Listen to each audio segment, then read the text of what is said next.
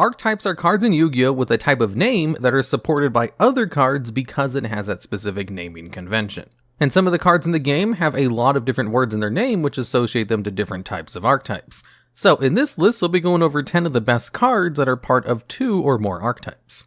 And at number 10, we have Performapal Odd-Eyes Synchron. This is a pendulum monster which is technically part of 3 separate archetypes, and is a good one to start off this list with in order to kind of explain what we'll be going over. Because of this card's name, it can be searched out of the deck with something like Performapal Call because of the Performapal in its card name. It's also a target for Odd-Eyes Archpendulum Dragon to be special summoned out, because it has Odd-Eyes in its name, and it's also a target for tuning because it's a Synchron tuner monster. And this is one of the rare cards which is part of 3 different archetypes, and saw actual competitive play like once or twice. Now, what this card does is if you normal summon it, you can target a level 3 or lower Performapal or Odd-Eyes monster in your graveyard and special summon it, but its effects are negated. Which is a really good effect for a tuner monster to have. Any tuner that can special summon itself or other monsters is infinitely more valuable than tuners that cannot.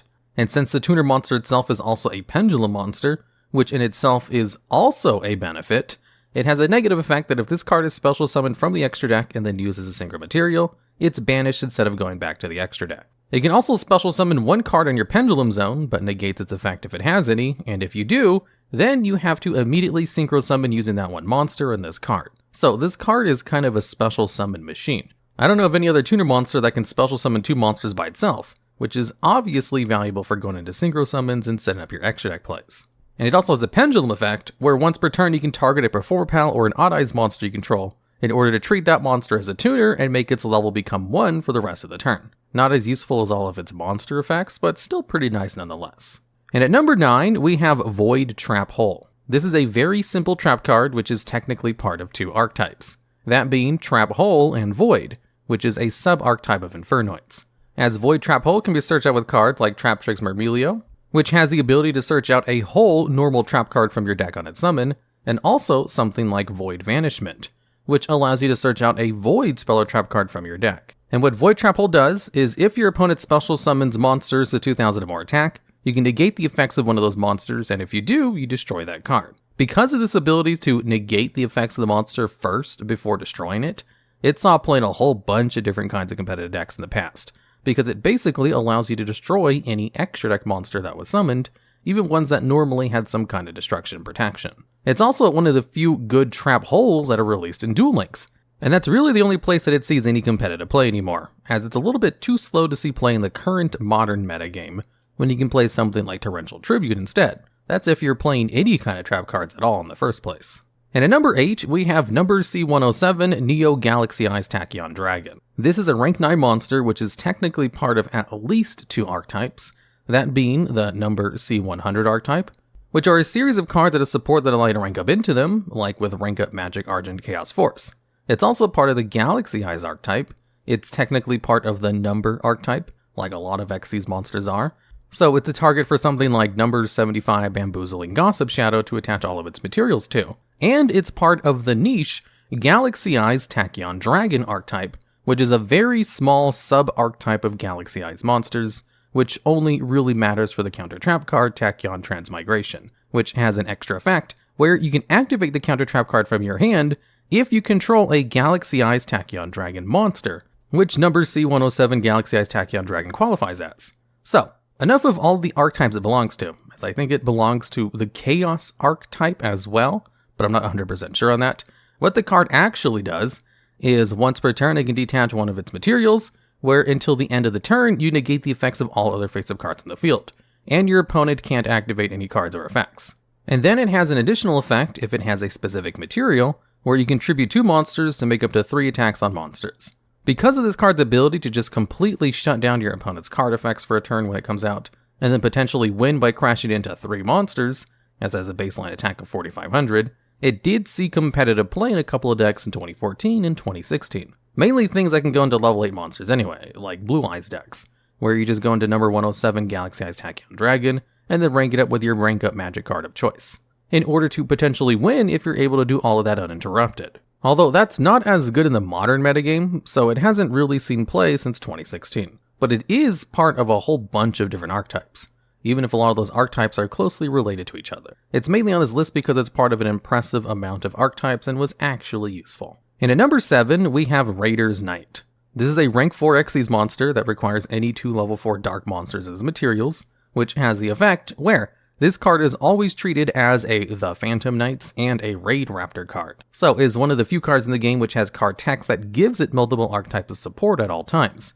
So if you have cards that interact with Phantom Knights or Raid Raptor cards, you can use them with this. And this card has the effect where you can detach one of its materials in order to special summon an Xyz monster from your extra deck on top of this card, which is either one rank higher or below it. That is either a Phantom Knights, Raid Raptor, or XYZ Dragon monster. But then that monster is destroyed during your opponent's next end phase. So this card is mainly used in order to go into Arc Rebellion XYZ Dragon, which is a rank 5 monster that's normally kind of difficult to bring out, and has the effect where it can't be destroyed by card effects if it was Xyz summoned. So it's able to immediately dodge the effect of Raider Knight's negative drawback. And it's also able to detach one of its materials in order to gain attack equal to the attack of all other monsters on the field, negate the effects of all other monsters if it has a dark Xyz monster as one of its materials, and then lock all of your other monsters from attacking except for this card, which is perfectly reasonable as this thing can easily go for 10,000 attack with its effect and win you the game by attacking into pretty much any of your opponent's monsters. Alternatively, it can be used to go into Raid Raptor Blaze Falcon, which has the ability to attack directly, and if it successfully attacks directly, it can destroy one monster your opponent controls. It can also detach one of its materials to destroy all of your opponent's special summon monsters, and what's important about Blaze Falcon is that ability to attack directly, which allows you to go into Zeus in your main phase 2 in order to wipe out all the other cards on the field, so you don't really need to use its detach effect at all. So Raider's Knight gives you access to a huge beat stick that can win you the game if it's able to successfully land its attack. Or it gives you access to Zeus if you decide to go into Blaze Falcon. So it's a pretty useful rank 4 monster, but is heavily limited by requiring 2 dark monsters as its materials. So it's not seen all kinds of competitive play, like it would have had if it had more generic materials.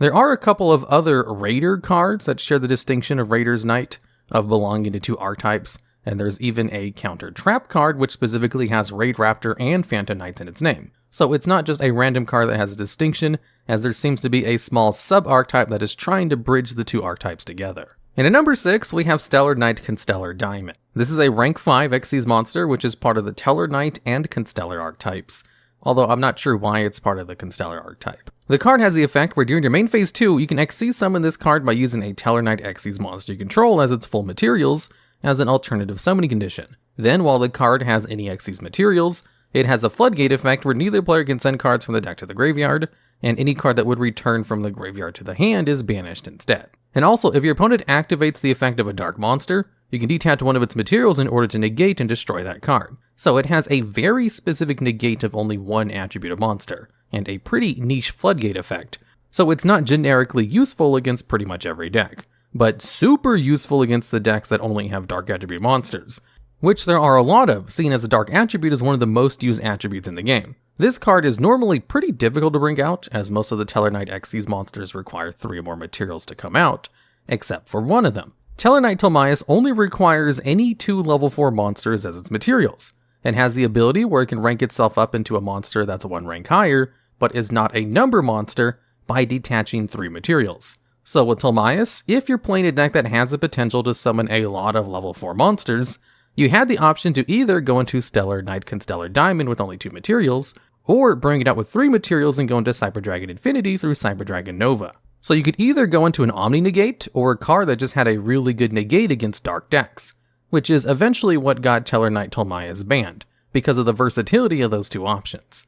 2 years after Tellarknights were released, in 2016, they released Dark Tellarknight Batamyas, which gave Tellarknight decks specifically the ability to go into a 2-material rank 4 Tellarknight monster, which could be used to go into Star Tellarknight Diamond later if they wanted, since they had banned Tellarknight Diamond in the same year. So before 2016, Stellarknight Diamond saw a lot of play in various different decks, but after the banning of Tellarknight Diamond, and it was no longer generically available, it basically only saw play exclusively in Tellarknight decks, and pretty much never in Constellar decks because I'm not really sure why they randomly made it a Constellar monster as well. And at number 5, we have Crystal Rose.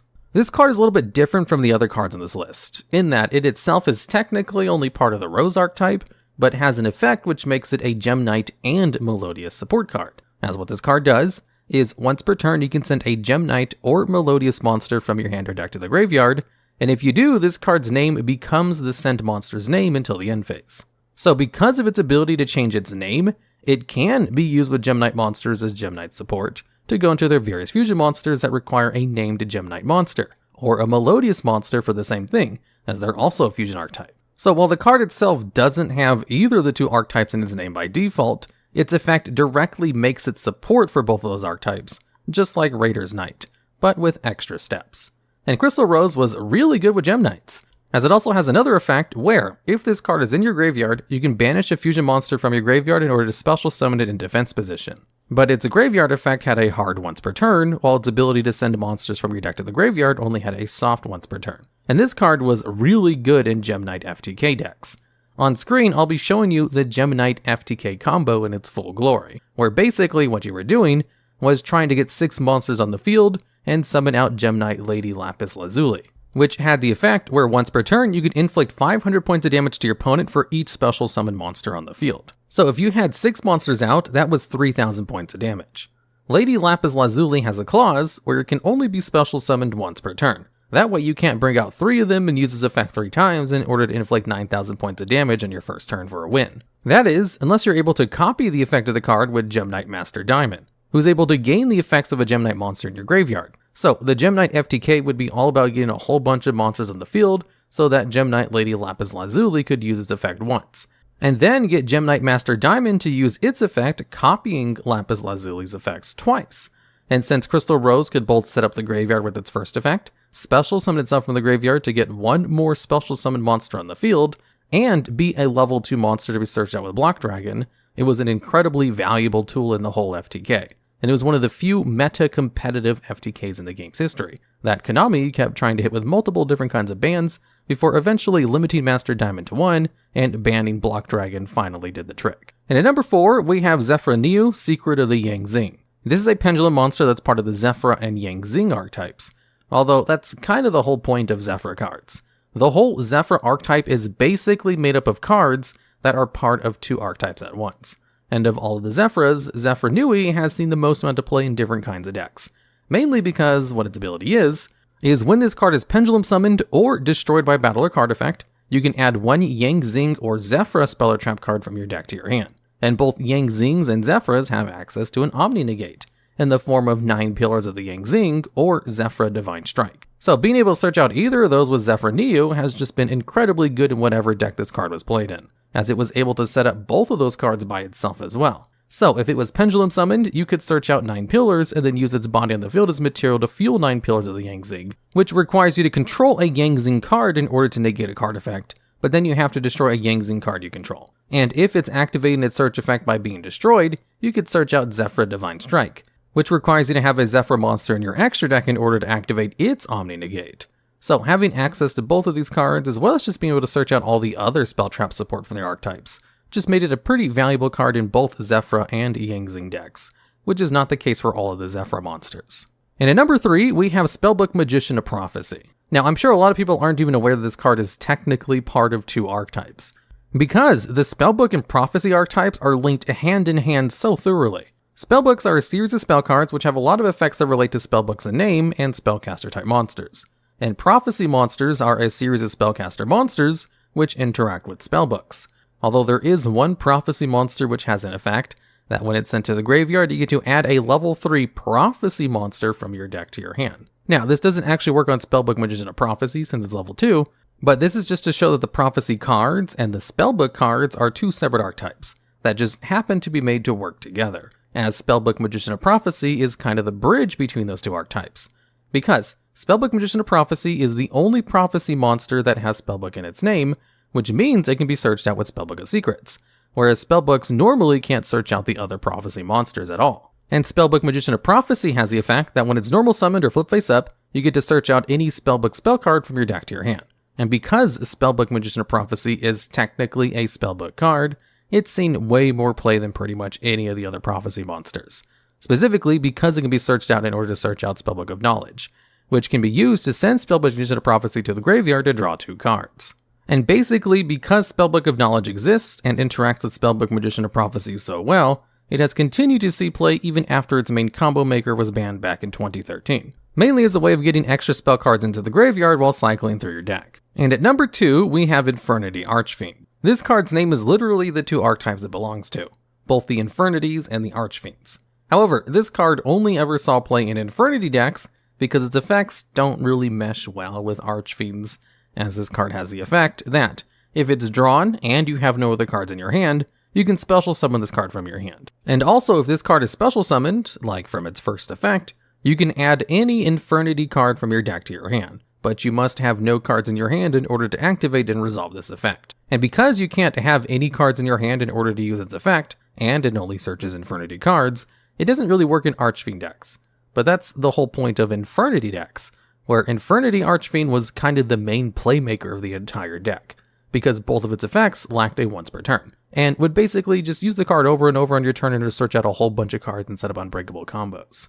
And Infernity Archfiend proves that if you want to have a creative mechanic that requires you to be detrimental to yourself in some way, like not having a hand, all you have to do is just create really broken monsters with non-once per turn effects, and they'll be able to succeed. And at number 1, we have Orcust Knightmare. This card, just like Infernity Archfiend, has a name that is literally made up of the two archetypes it belongs to, that being the Orcust and Nightmares.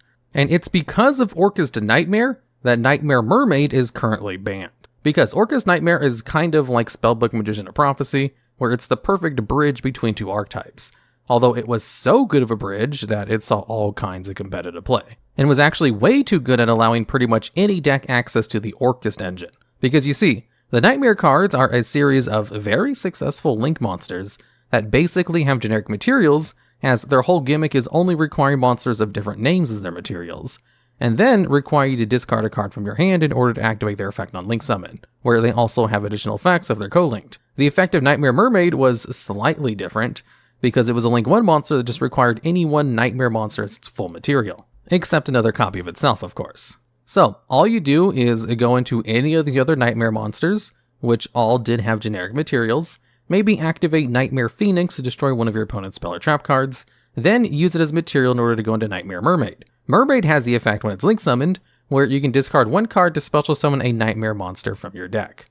which you would then use to bring out Orcust Knightmare. Orcust Knightmare has the effect where if it's in the graveyard, you can banish it to send a Dark Machine monster from your deck to the graveyard in order to do some minor effect on the field.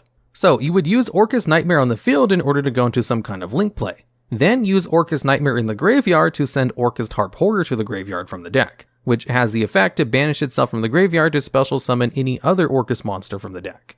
And then you would start all of your Orcust combos from here, where you would potentially end on an Omni Negate or a boss monster like Dengursu, and sometimes both. But what was really broken about the Orcust engine was how it recycled itself so perfectly that you could basically do it all again on your next turn. In fact, the original Orcust engine is so good that if you're playing in a traditional format where you can use any banned cards, adding Nightmare Mermaid to allow the play of the Orcust engine will just make pretty much any deck better, if they're able to facilitate a Dark Monster lock after the combo takes place. It's just the best way to make any deck better, which is why so many decks bent over backwards in order to include the combo when Nightmare Mermaid and Orcust Harp Horror were still unlimited in the game. Even decks that don't normally play Dark Monsters would include the combo because it was just so good. And all of this was possible thanks to Orcust Knightmare. Orcust Knightmare really proves that sometimes you don't want cards that bridge two archetypes together, otherwise you'll get something as broken as the Nightmare Mermaid Orcust combos. Which is why Orcust Knightmare definitely has to take the number 1 spot on this list. Because not only is it the best monster that belongs to two archetypes, the reason it was really powerful was because it belonged to two archetypes. Unlike Infernity Archfiend, which was just an Infernity card, and its Archfiend status was kind of irrelevant. Even if Infernity Archfiend itself is incredibly broken as well. When you first start playing Yu-Gi-Oh!, there's lots of things you learn to play around as you naturally progress through the game, and run into a whole bunch of common cards that might alter how you play the game. So in this video, we're going over a lot of gameplay tips that you should definitely keep in mind when playing against any kind of competent deck that might be running some really good staple cards. First up, you should definitely be aware of the prevalence of hand traps. The modern metagame is kind of balanced around these cards that you activate in your hand during your opponent's turn in order to try and disrupt their plays. Being aware of this is probably one of the best tips you can give someone who's new, because otherwise you'll just lose against an unbeatable combo deck, and wonder how it's possible to even play the game, and assume Yu-Gi-Oh! Is all about just waiting for your opponent to spend 5 minutes doing their turn. When actually, there are things you can do about it with pretty much any deck you're playing. One of them is to stop these plays from happening in the first place with some well-timed hand traps, like Ash Blossom and Joy Spring to stop a key search, or dropping Nibiru after their 5th summon to wipe the field. Alternatively, if you're not playing hand traps, you could play a whole bunch of equalizer cards, or also commonly known as going second cards. Cards that are so powerful that they allow you to play through pretty much anything your opponent might put up. If your opponent has a whole bunch of monsters that can negate everything you might do, you can turn them all off with Dark Ruler No More or Forbidden Droplet, or even get rid of all of them with the Winged Dragon of Raw Sphere mode. So, learning which hand traps you can add to your deck, or which going second cards you can add to your deck if you don't want to play hand traps, or a combination of the two, should be thought of first when trying to build your deck. A lot of Yu-Gi-Oh! Is fought in the deck building process before the duel even begins, and if you play none of these cards, then you're putting yourself at a huge disadvantage. Number 2, try to only play a 40 card deck, and try to play 3 copies of every card. One of the best ways to build a deck is just to put 3 copies of all your best cards into your deck until you have 40 of them, or put maximum copies of all of your combo pieces in, and then play 3 copies of everything else that allows you to search those pieces out until you hit 40 cards. The reason you want to play 40 cards is because that's the minimum amount of cards you can play in your deck, and the less cards you have to draw through, the faster you get to your actual combo pieces. In fact, some people play cards to have a pseudo-smaller deck, like Upstart Goblin, which straight up allows you to play a smaller deck, since the card trades 1-for-1 evenly in a generic card draw. So having 3 copies of Upstart Goblin is like having a 37 card deck. Now, there are exceptions to these 2 rules, quite a bit of them. Sometimes you need to go a little bit over 40 cards for certain strategies, but those are pretty rare. In most cases, there's always a card or 2 you can cut out in order to go down to 40. And there's definitely some cards that you don't want to play 3 copies of, like Garnets, for example. There are certain cards in your deck that you'd never want to draw in your opening hand, and you need them in your deck in order to resolve cards, like Gemini Garnet with the Brilliant Fusion. Usually you only play 1 copies of Garnets because you don't actually want to increase your chances of drawing them in your opening hand, because they're literally useless in your hand. And there's also some other cards which are searched out so heavily in your deck that you don't really need to play more than 1 copy too. Generally it depends deck by deck, but the basics is, if it's your best card, you kinda want to play as many copies of it as you can, so that you can have 1 of them in your opening hand. Number 3, summoning your monsters in defense position. 2 of the best going second cards in the game are Lightning Storm and Forbidden Droplet, both of which are only really useful against attack position monsters to an extent. So if you're bringing out a super strong monster that you're trying to use in order to scare your opponent during their turn, you can avoid some very powerful going second cards by simply placing it in defense position. Lightning Storm only destroys attack position monsters, and Forbidden Droplet only cuts the attack of the monster in half and leaves their defense alone. This is obviously not viable for every boss monster or even useful information for every deck, since there are some decks where the boss monster literally has 0 defense. But if you're wondering why your meta deck playing opponent is putting their super strong boss monsters into defense position, it's to play around these cards. Number 4, which zones to place your monsters in. If you want to make sure your monster is completely safe from link monsters that have special effects determined by zone placement, putting your most important monster in your rightmost zone saves it from pretty much all of these effects. Monsters in the middle and leftmost zones can be stolen with Geonator Transverser, and monsters in the middle left and middle right zones, right below the extra monster zone, can be stolen with Relinquished Anima or Bounce with Akashic Magician, and monsters in the extra monster zone can be stolen with Gizmek Kaku, the Supreme Shining Sky Stag, and Chimera Tech Megaflea Dragon. So literally the only zone that is safe is the rightmost one on your side of the field. Number 5, old school tip, set all of your spell and trap cards during the main phase 2. If it's your first turn and you have a whole bunch of spell and traps that you need to set in order to activate during your opponent's turn, the best time to use them is after you've already attacked and during the main phase 2. The reason for this is there are some cards that trigger during the battle phase which will get rid of your entire field, or have a chance to pop spells or traps. Most of those aren't played as often nowadays, but we do still have cards like Evenly Matched, which might get rid of your entire field, which would have been safe if you had just left those cards in your hand and waited until after the battle phase to set them. In the past, players had to worry about cards like Malevolent Catastrophe, which would destroy all spell and trap cards on the field when a monster declared an attack, but no one really plays that card anymore. Number 6, playing around common hand traps. If you have a card that you really need to search with, usually it's better to start off with something less important first. That way you can see if your opponent tries to negate that, and then use your more important card afterwards uninterrupted. Say, for example, you have a Pendulum Call, which makes you discard one card in order to search out 2 cards from your deck. It's an even trade of 2 for 2 and is a super powerful search.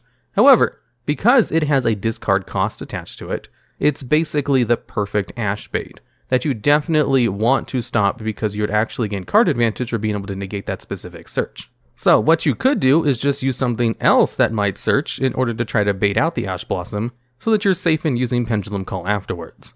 Another one is that meta decks will try to have some kind of monster negate in the field before they perform their 5th summon. That way they can avoid the effects of Nibiru the Primal Being from destroying all of their cards. So the basics are just use your less important cards first, and try to have a monster negate on field before you perform your 5th summon. Number 7, playing around infinite impermanence. This is definitely something you should keep in mind when playing against literally every single deck. There is a very common hand trap called infinite impermanence, which has 2 effects depending on how it's used. If it's just used from the hand as a hand trap, that's not really something you have to play around, because this is going to negate one monster effect until the end of the turn. However, if infinite impermanence is played on the field, it gains a secondary effect, where if it successfully negates the effect of a monster for the turn, it also creates a lingering effect where it negates the effects of all spell and trap cards in the same column as it until the end of the turn. And because of this, you want to set your spell and traps in columns that are not the same column as your opponent's spell and trap cards, just in case one of their set cards is infinite impermanence, because they can sometimes get a 2-for-1 off of the negate, and negate one of your monster effects as well as disabling one of your spell and trap card zones for the rest of the turn. And also be wary when your opponent uses infinite impermanence, and that you don't activate any spell or trap cards from your hand in the column that infinite impermanence activated on the field in, since the effect lasts all turn. Number 8, understanding the choke point of different decks and combos.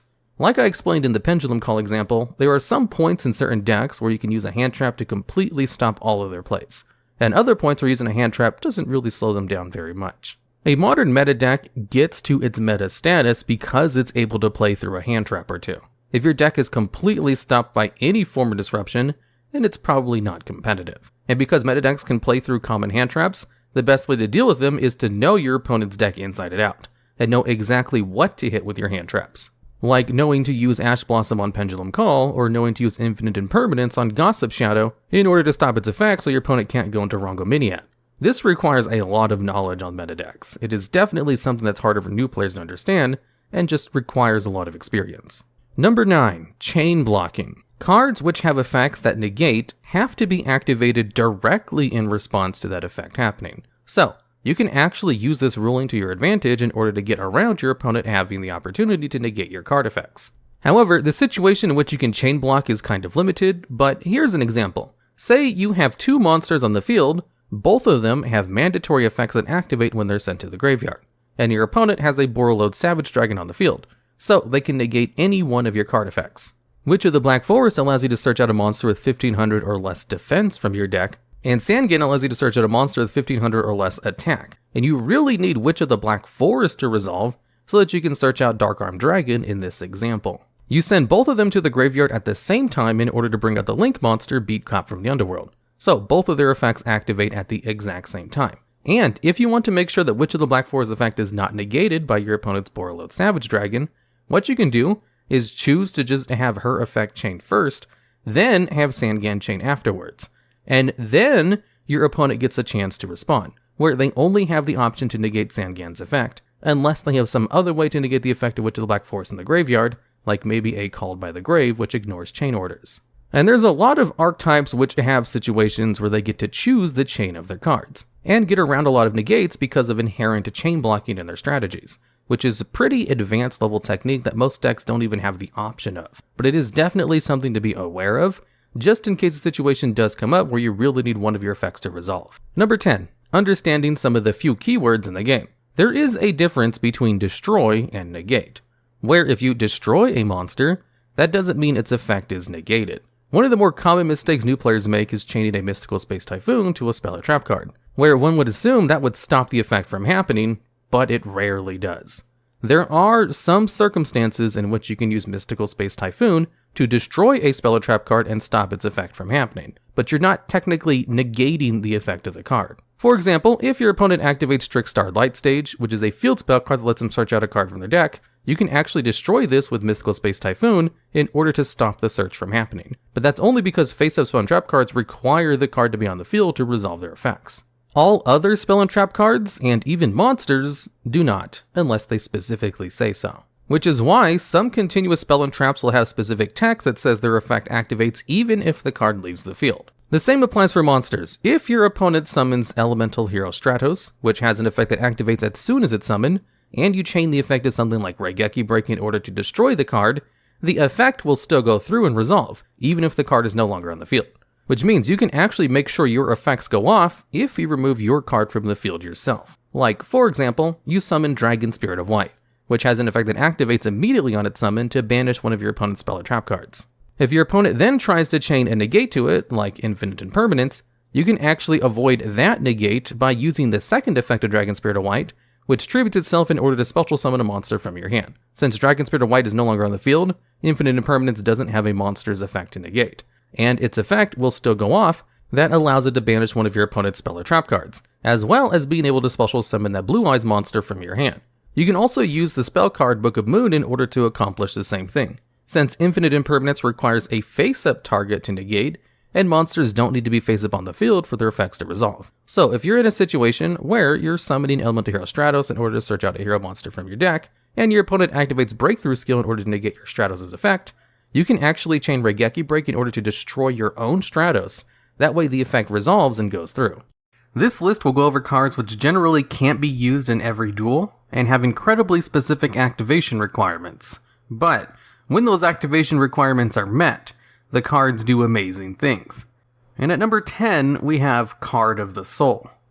This card can potentially allow you to search out any monster from your deck, except under a very situational circumstance. What this card does is allow you to look at your deck and add one monster from your deck to your hand if that monster's attack and defense added together equals exactly the amount of life points you have. So, for example, you're at the start of the duel and have 8,000 life points. You'd be able to add a card like Obelix the Tormentor to your hand with this card, since its attack and defense are both 4,000. 4,000 plus 4,000 equals 8,000. But as your life points decrease as the duel goes on, it can get a lot harder to accurately use this card to search a card from your deck. And that's what makes this card really situational. Being able to search out any monster from your deck is a really good effect, but its situational nature makes it too unreliable to actually run. Outside of Duel Links anyway, as this card absolutely saw play in some meta Duel Links decks. You see, in Duel Links, you start off with 4,000 life points, making the threshold of what a monster's attack and defense needs to equal a little bit easier to match at the start of the duel. So in Fire King Yubel decks, it wasn't uncommon for players to run Card of the Soul at 3 copies because it could search out Sacred Phoenix. Also, in the earlier days of Duel Links, it was used in handless decks to search out Flash Assailant, and will probably keep seeing use in play as new cards come out which have the magic value of their attack and defense equaling 4,000. And at number 9, we have Inferno Tempest. This card has the effect to banish all monsters from both players' decks and graveyard, which is a really good effect and can basically win you the game against a lot of decks. The requirement to use this card, though, is immediately after taking 3,000 or more battle damage from one attack. So, back in the day, the easiest way to pull off this card was with Grinder Golem, who could single-handedly set up the scenario in which Inferno Tempest could be used, as it gave your opponent a 3,000 attack monster and gave you 2 tokens with 0 attack, which you could use to just attack into the Grinder Golem and take 3,000 points of damage, which was basically the only use of Grinder Golem before Link monsters came out and made Grinder Golem so good that it's currently banned. Outside of Grinder Golem, one of the better ways to activate this card is still to give your opponent a monster with 3,000 or more attack, which there are 3 kaijus which meet this requirement, and then just attack into it with a 0 attack token or something. And also, if you've ever wondered why Necroface is semi-limited, after all these years of not really doing anything, it's because of cards like Inferno Tempest. At 3 copies of Necroface, if all 3 are banished due to Inferno Tempest's effect, that is a 15-card mill from your opponent's deck. Now, the average deck runs about 20 monster cards. It's a lot less or a lot more depending on how the deck functions. But 20 monsters is a pretty good estimate. So if Inferno Tempest banishes all 20 monsters from your opponent's deck, and then the 3 copies of Necroface from your deck banish 15 cards, that only leaves your opponent with 5 cards left. assuming they're running a 40-card deck. And since both players draw 5 cards to start the duel, an Infernal Tempest with 3 Necrofaces just in your deck could allow you to mill your opponent during your first turn if you can attack. But with only 2 copies of Necroface, your opponent will be left with 5 cards in their deck, which is actually pretty much enough for them to make some kind of comeback, or to at the very least not lose after their first turn, and give them 5 turns to try and do something. And at number 8, we have Tua Latin. This card has the effect that while it's in your hand, during your opponent's battle phase, if all your monsters were destroyed by battle and sent to the graveyard, and you had at least 2 monsters on the field at the start of the battle phase, then you can special summon this card from your hand. And if summoned in this way, you can choose 1 attribute and destroy all face-up monsters with that attribute, and then it gains a continuous effect where your opponent cannot summon monsters with that attribute. So basically, if a couple of monsters on your side of the field are destroyed by battle, this card gets to come out, destroy some cards, and have like an opposite barrier statue effect.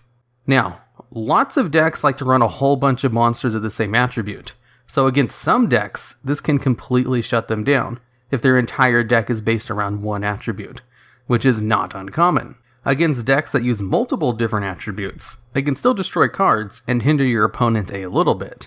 It's just that summoning requirements and activation requirements are kind of hard to pull off, but not impossible, making this a great situational card that isn't as good as some of the other cards that are going to appear in higher spots on the list.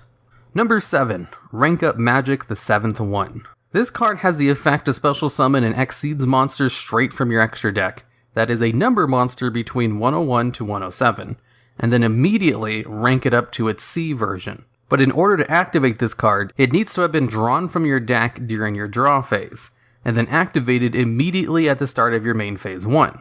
So you have to get lucky and draw this card normally throughout the duel, or find a way to stack it on top of your deck, and then wait for your next turn to draw it normally. Plus, the effect can only be used once per duel. It's a good effect though.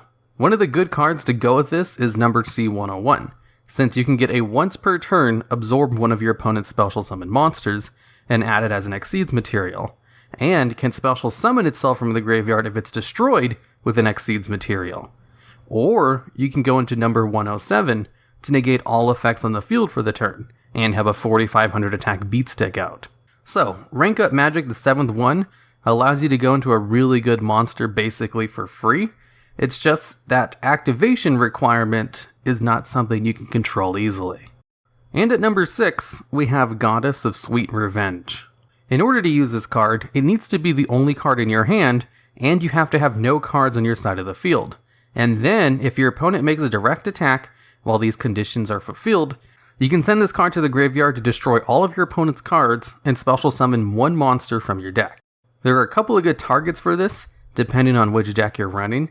It can be used on Cosmo Dark Destroyer, a Dino Wrestler Prankatops, or if used on Elemental Hero Bubbleman, can allow you to use its second effect to draw 2 cards.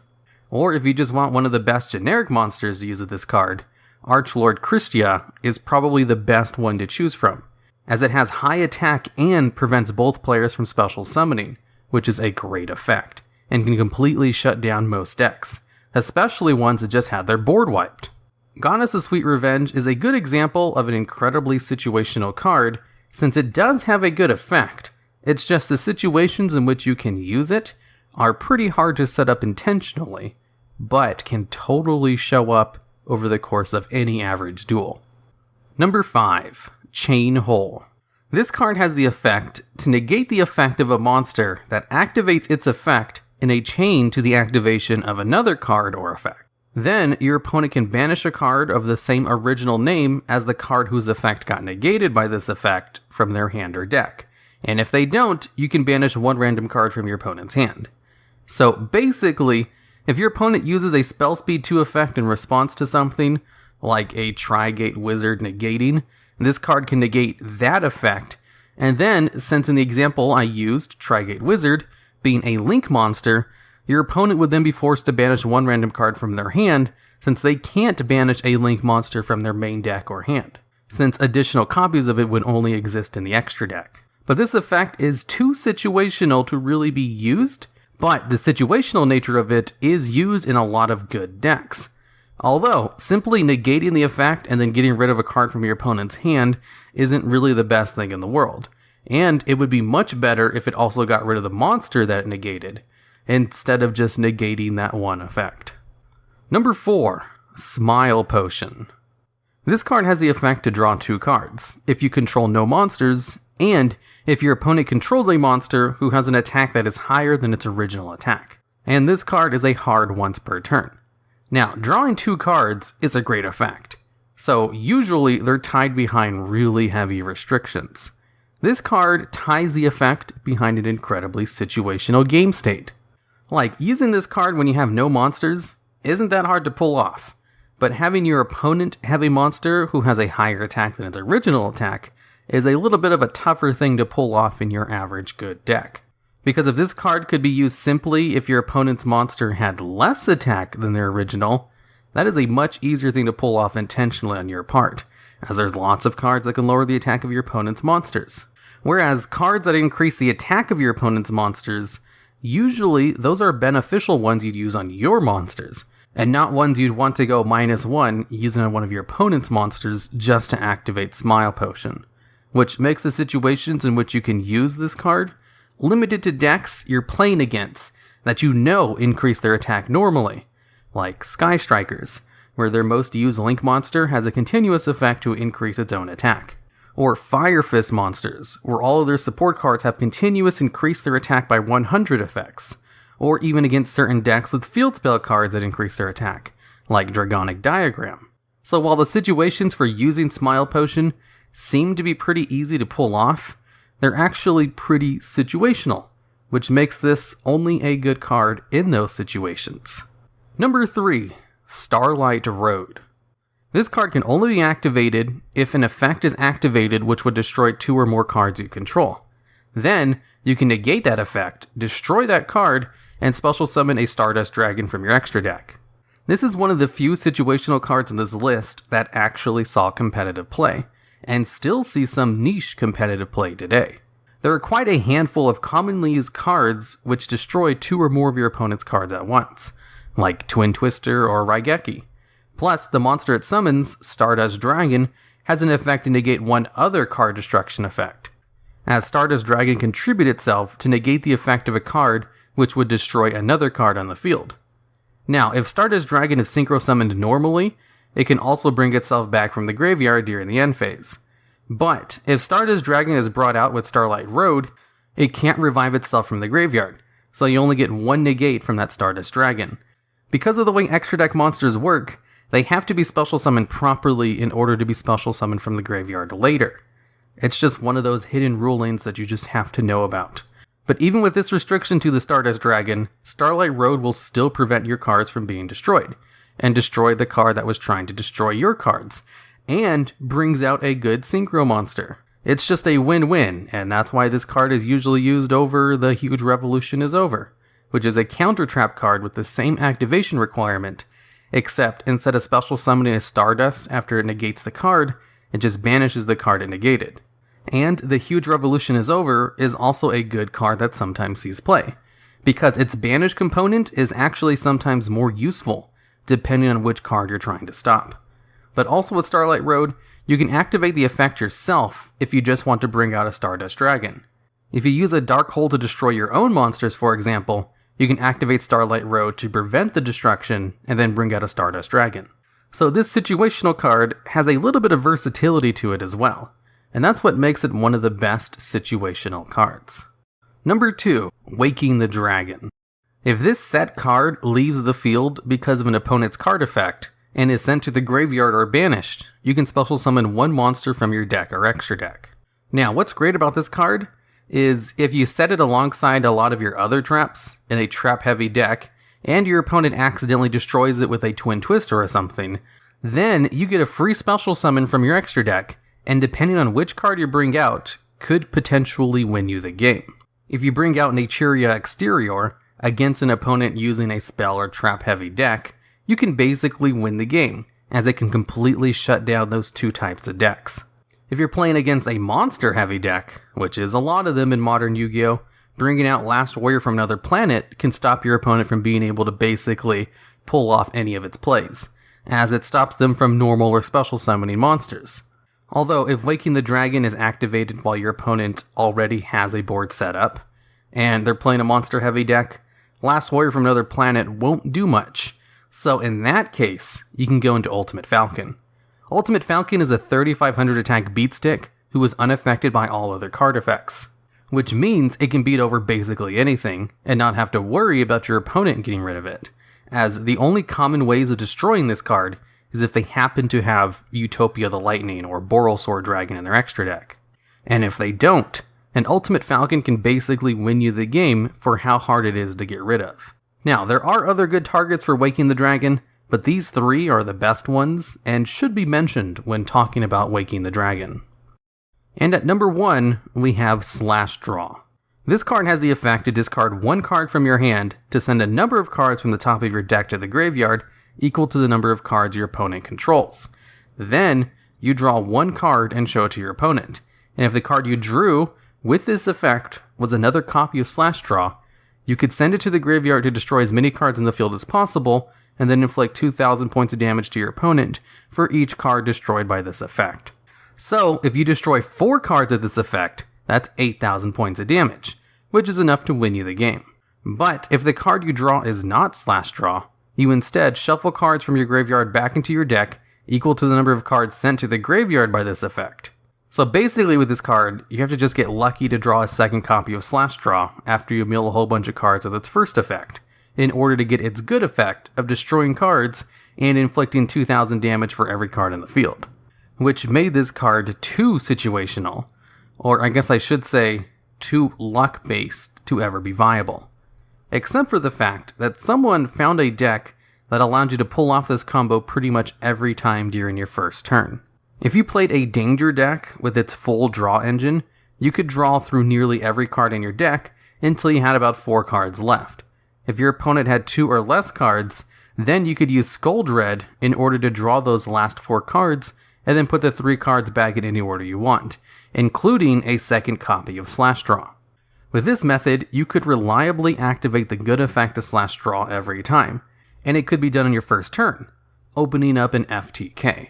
And because of the consistency of this Slash Draw FTK, Slash Draw got put to limited on the ban list, which is pretty funny because I think this is the first time one of these really situational cards has been put on the ban list because someone found out how to make its situation a consistent situation.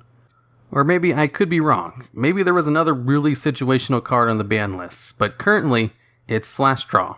And I think it's hilarious that this card that everyone thought was a gimmick when it first came out actually ended up being used in an FTK deck that was consistent. And that's why it is the best situational card on this list. In this list, we'll be going over cards that used to be really hard to summon in the past, but had a few new pieces of support released that made them much easier to bring out. And at number 10, we have Silent Magician level 8. This card can only be special summoned by the effect of Silent Magician level 4, and cannot be special summoned by other ways. And on the field, it has the passive effect to be unaffected by spell effects, which isn't half bad considering it's a 3500 attack beatstick. Silent Magician level 4 has the effect that each time your opponent draws a card, you get to place 1 spell counter on the card. And once this card has 5 spell counters on it, during your standby phase, you can send this card to the graveyard in order to special summon Silent Magician level 8 from your hand or deck. So under normal circumstances, it would take you about 5 turns to get the necessary spell counters in order to bring out Silent Magician level 8. You could speed this up, however, by simply giving your opponent more draws with stuff like One Day of Peace or Dark World Dealings, or just cards that can play spell counters on this card. But they also had a card at the time called Level Up, which basically allowed you to send Silent Magician level 4 to the graveyard in order to cheat out a Silent Magician level 8 from your deck. And this little card was the way to cheat out level cards in the past, so I guess there was already a way to get out Silent Magician level 8 easier, but it wasn't until the normal Silent Magician was released that it became much more playable. Silent Magician, with no level in its name, can special summon itself from your hand by tributing any spellcaster type monster you control. While on the field, it gains 500 attack for each card in your hand, so a similar attack boost to Silent Magician level 4, who gains 500 attack for each spell counter on it, which are placed on him by your opponent drawing cards. Silent Magician also has an effect, where once per turn you can just negate the effect of one spell card, and having a once per turn negate on any spell is pretty strong, which is why this card saw lots of competitive success in Duel Links when it came out. And then on top of that good effect, it also has a floating effect, where if this card is destroyed by battle or an opponent's card effect, you get to special summon a Silent Magician monster from your hand or deck, ignoring its summoning conditions, which means Silent Magician level 8.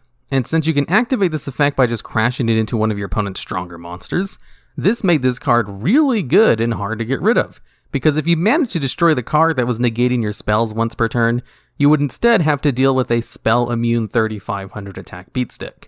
Although this was pretty much a Duel Links exclusive meta card, and it never actually saw competitive success in normal Yu-Gi-Oh! And it did already have a level up, which allowed you to bring it out easier right off the bat, which is why this card only gets the number 10 on this list. And at number 9, we have Super Viacroid Stealth Union. This is a level 9 fusion monster, which requires 4 specific monsters for its fusion summon, which meant it was really hard to bring out when it first came out, as getting 4 monsters for a fusion summon was hard enough as is. But getting 4 different specific monsters was nearly impossible. In a consistent deck, I mean. You can technically do anything in low-stakes gimmicky environments, and the card was commonly laughed at for not being very good, as when it declared an attack on a monster, its original attack got cut in half. But it could absorb one of your opponent's monsters once per turn, which was a good effect. It could attack all of your opponent's monsters, which was another good effect, and it dealt piercing damage if it attacked a defense position monster, which was a nice little icing on the cake. But the fact that it was very hard to bring out and also halved its attack when it did attack things meant it didn't see any kind of competitive play. But then again, Roid decks are kind of not very good in the first place, so no one was super surprised. But then a new card was released called Mixeroid, which allows you to banish a whole bunch of Roid monsters from the graveyard in order to special summon a fusion monster that has the same level as the number of monsters you banished. And it was definitely not Mixeroid that made Stealth Union easier to bring out. In fact, it wasn't a Roid card at all. You see, there's this Cyber Dragon card called Cyber Dragon Nova, which requires 2 level 5 machines as materials, and it has an effect to special summon Cyber Dragons from your graveyard. But it also had a strange floating effect, where if it was destroyed by an opponent's card effect, you could special summon any one machine fusion monster from your extra deck. And when the card first came out, one of the better targets was Super Viacroid Stealth Union, because it was the only high-level machine fusion monster with some form of removal, as all the other ones were just big beatsticks. But then, very shortly after, they released Cyber Dragon Infinity, which is one of the best boss monsters in the game. And it also allows you to absorb one of your opponent's monsters while being able to use it as Xyz material to negate card effects. So Cyber Dragon Nova stopped really staying on the field, and was generally only used as a combo piece to go into Cyber Dragon Infinity immediately, as that card had the effect that let it rank it up on top of Cyber Dragon Nova. So, for an incredibly short amount of time, some people online who were playing Cyber Dragon decks were using Super Viacroid Stealth Union and bringing it out if Cyber Dragon Nova was getting destroyed. But that didn't last very long, and it never saw competitive play. And at number 8, we have Number S0, Utopic Zexal. This card requires 3 Number Xyz monsters with the same rank in order to bring it out. Or you can rank it up on top of a Utopia monster by discarding a rank up magic normal spell card from your hand. So it was kind of difficult to bring out in non-rank up decks, especially after Master Rule 4 limited how easy you could get out multiple Xyz monsters. So before Master Rule 4, there were occasionally decks that would try to bring this card out and saw some competitive success, because it has a really good lockdown effect, where once per turn, during your opponent's turn, you can detach one of its Xyz materials in order to make it so your opponent can't activate card effects this turn, which is just a full-on lockdown of basically everything they can do, besides normal summoning monster to try to attack over this thing, who only gains 1000 attack for each of its Xyz materials. But after Master Rule 4, this card no longer saw any kind of play, until Master Rule 5, or Master Rule Revisions changed things, where you can now bring out Xyz monsters to the main monster zones. So it was possible to get the 3 monsters in the field for this card's summoning condition a lot easier. And 2 new cards were released in addition to a whole bunch of new Xyz monsters: Numeron Network and Numeron Calling. Numeron Network is a field spell card that allows you to send a Numeron normal spell from your deck to the graveyard in order to activate that card's effect. So if you just send Numeron Calling, you can use its effect, which allows you to special summon up to 4 Numeron Gate Xyz monsters from your extra deck, just as long as they have different names. They're banished here in the end phase, and you can only normal or special summon one more time for the rest of the turn. So using a single Numeron network will basically allow you to get 4 number Xyz monsters on the field, who can then be combined into number as 0 Utopic Zexal, which is definitely an engine that a lot of decks are experimenting with in the current format, because Utopic Zexal is definitely worth running all those cards to bring out, as it's one of the best lockdowns you can do during your opponent's turn. And it used to be balanced around the fact that it was difficult to bring out in non-rank up decks, but Numeron Network makes it much easier to use, which is why it takes a spot on this list, and is definitely the most competitive card on this list. Although the top 7 spots were a little bit harder to bring out, so they just get higher spots for being made easy. And at number 7, we have Mirage Knight. This card can only be special summoned by the effect of Dark Flare Knight, and Dark Flare Knight is a fusion monster which requires a fusion monster as one of its materials, and can only special summon Mirage Knight from your hand or deck when it's specifically destroyed by battle and nothing else. And what Mirage Knight does is it basically has a built-in honest effect. When it attacks something, it gains the original attack of the monster it's battling, but the card banishes itself during the end phase if it's involved in a battle. So it was hard to bring out, only stayed out for about 1 turn, and only really had battle effects, so didn't really see any play. Especially since the only way to get out Dark Flare Knight easier, besides trying to actually bring out the Flame Swordsman normally, was to bring it out with instant fusion, so you could then use normal fusion spell cards to bring out Dark Flare Knight with Dark Magician, which wasn't really worth it, considering it only had a floating effect to go into a monster that could only exist for 1 turn.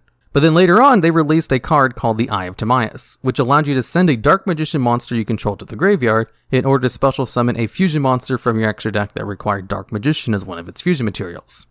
So thanks to the Eye of Timaeus, you could easily bring out Dark Flare Knight without needing to mess with the whole Flame Swordsman thing, as the card fusion tag wasn't released until much later after the Eye of Timaeus, which also made it easier to get past the having to use the Flame Swordsman.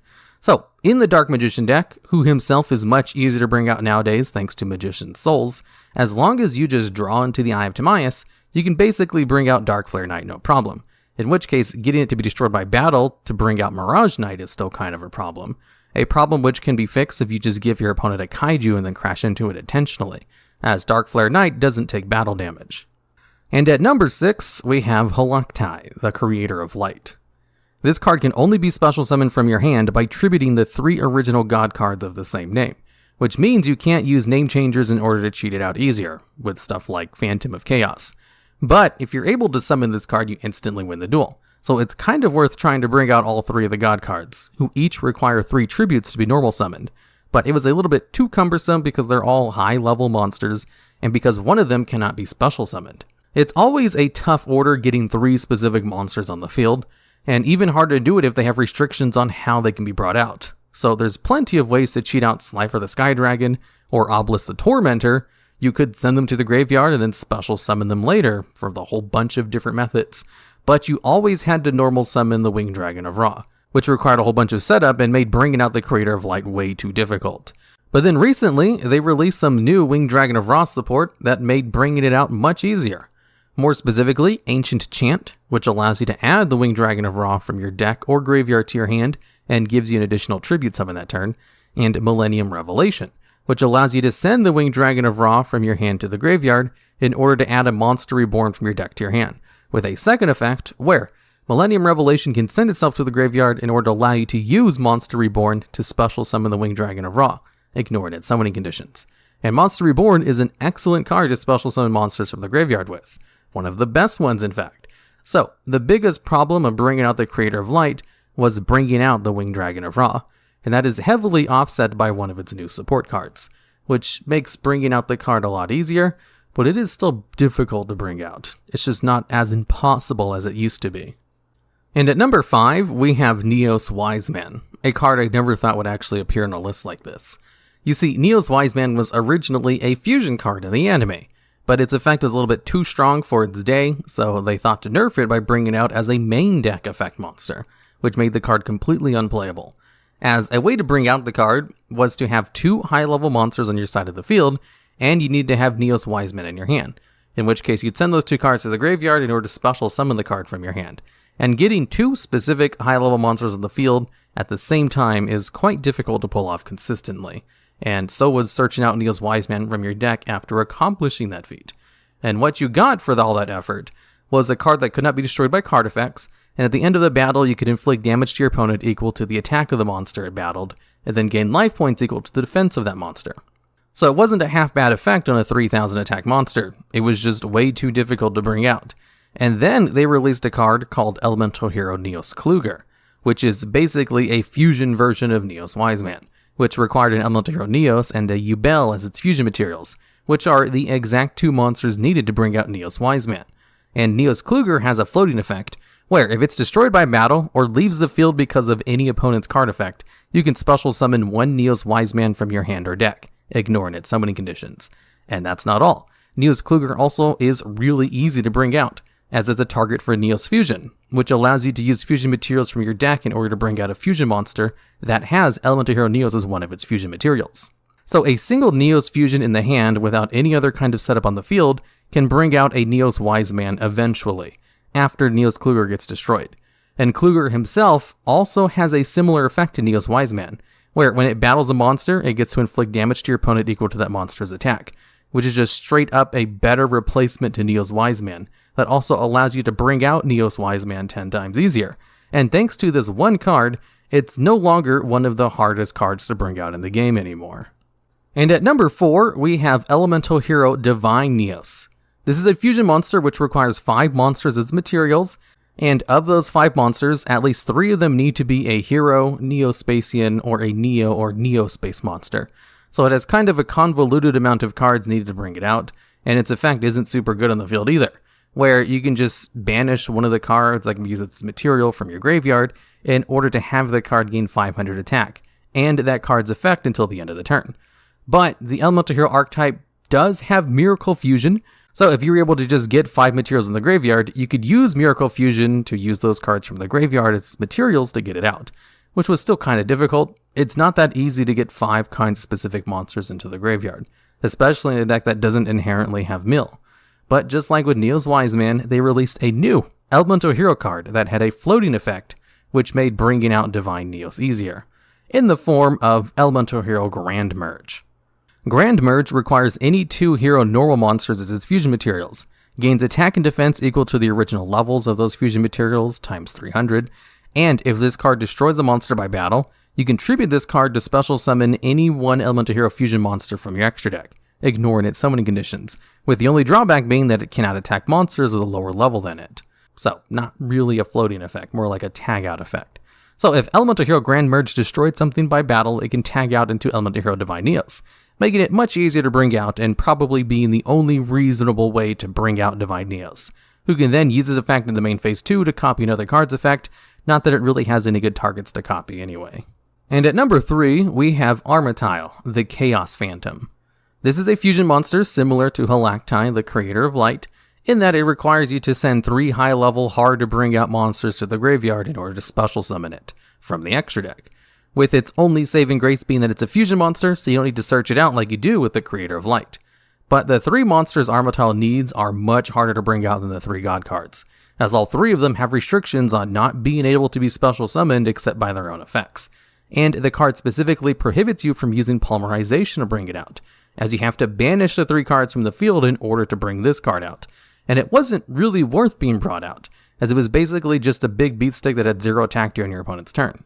So it was kind of comically bad to bring out, as the cards you needed to use to bring this card out were better than it most of the time. But then recently, they released a whole bunch of new support for the Phantom Beasts, including a brand new archetype-specific fusion card called the Dimensional Fusion Destruction, which allows you to bring out Armatile the Chaos Phantom by banishing its materials from your hand, field, or graveyard, ignoring its summoning conditions. And being able to use the materials from your hand or graveyard is super good.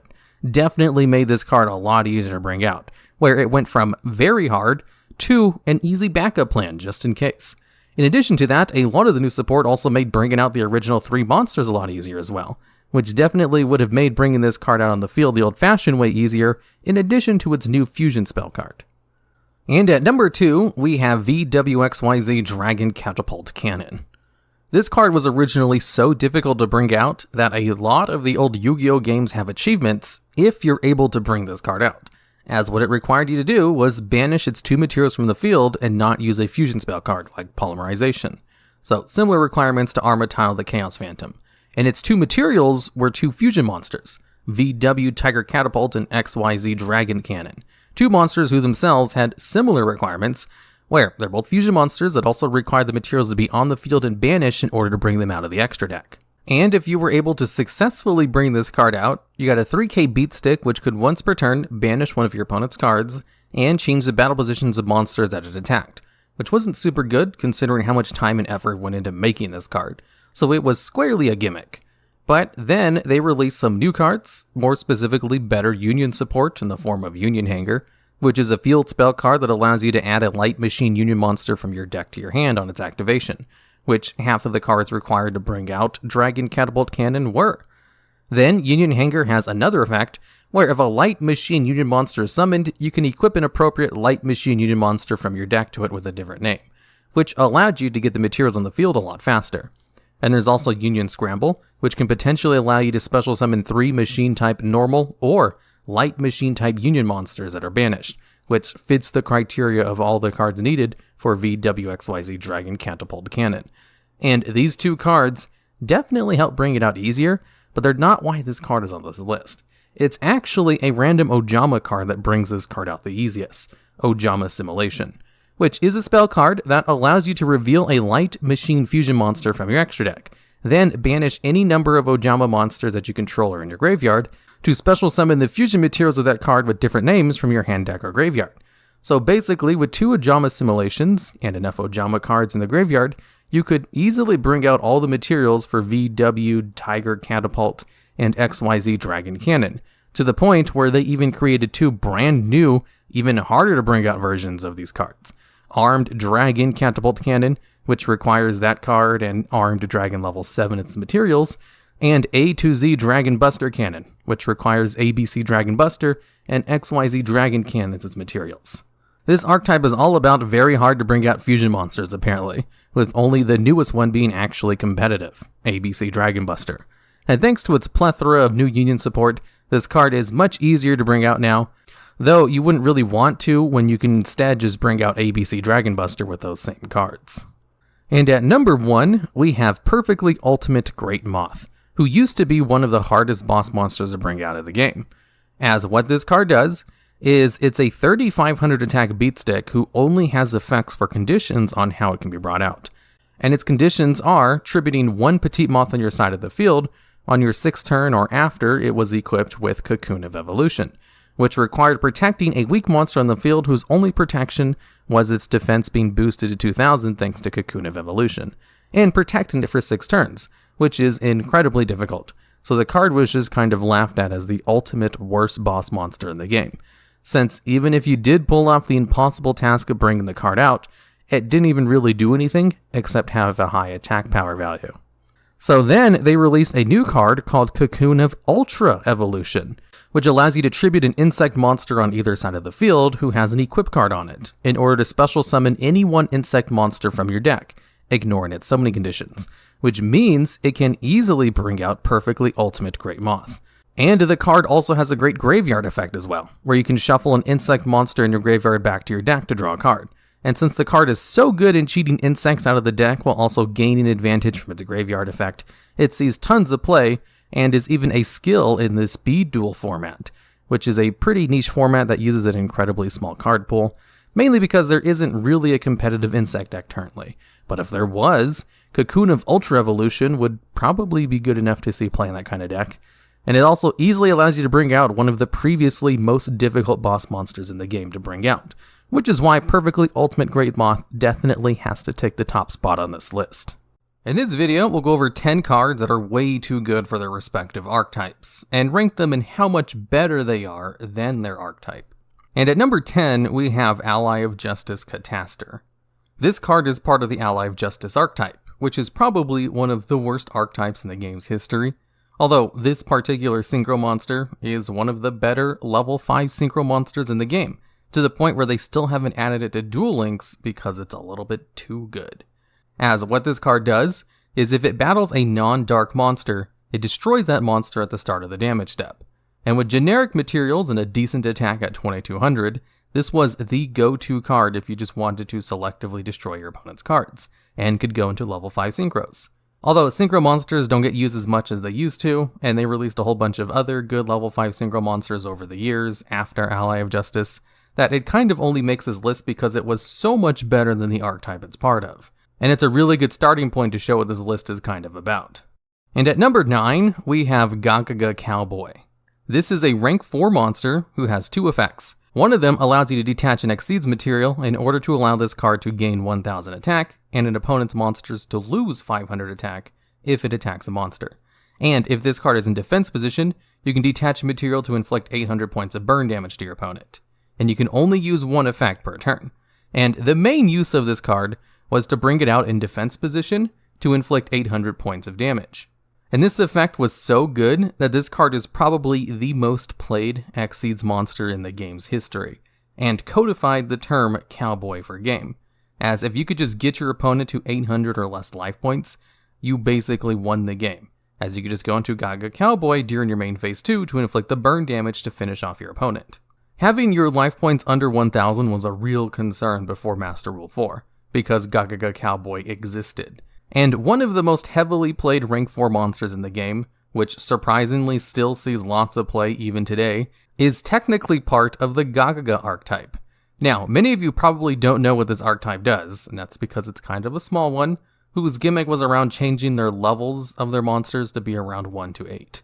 And for an archetype all about changing the levels of their monsters, they had 3 rank 4 monsters as their only extra deck support, which was kind of weird that they didn't have them of a whole bunch of different kinds of ranks, but no one really played them anyway, so I guess it didn't matter. And at number 8, we have Raid Raptor Ultimate Falcon.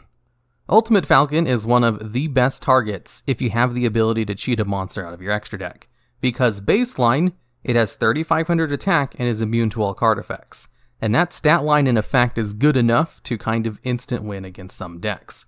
So it sees a lot of play alongside cards like Waking the Dragon, which occasionally sees extra deck play in competitive decks. Ultimate Falcon definitely sees a lot more play than the archetype it's part of, the Raid Raptors, who were all about dark winged beast monsters that go into Exceeds monsters and then rank them up. As another one of Raid Raptor Ultimate Falcon's effects is that if this card has a Raid Raptor monster as one of its Exceeds materials, it gains an additional effect where you can reduce the attack of all of your opponent's monsters by 1000 during the end phase. And this card is so rarely brought out properly to actually gain this effect that I kind of forgot what its other effect even was, even though I've talked about this card many times in other top 10 lists. Generally, really good cards will show up a lot in my videos, so I usually have all of their effects and everything about them memorized, except Ultimate Falcon. I always have to look up that second effect because it's never used. Now, the archetype it's part of is not that bad. It has even seen some competitive play in the past, and they recently got a really good Link monster that might allow them to see more play in the future. So this one kind of gets a low spot on this list, because I kind of gauge these cards based on the gap of how good they are in comparison to their archetype. Ultimate Falcon is a good card, but its archetype isn't half bad either. Not top tier, but not half bad. So it doesn't have a big enough gap to make a higher spot on this list, mainly because the other ones are a lot better.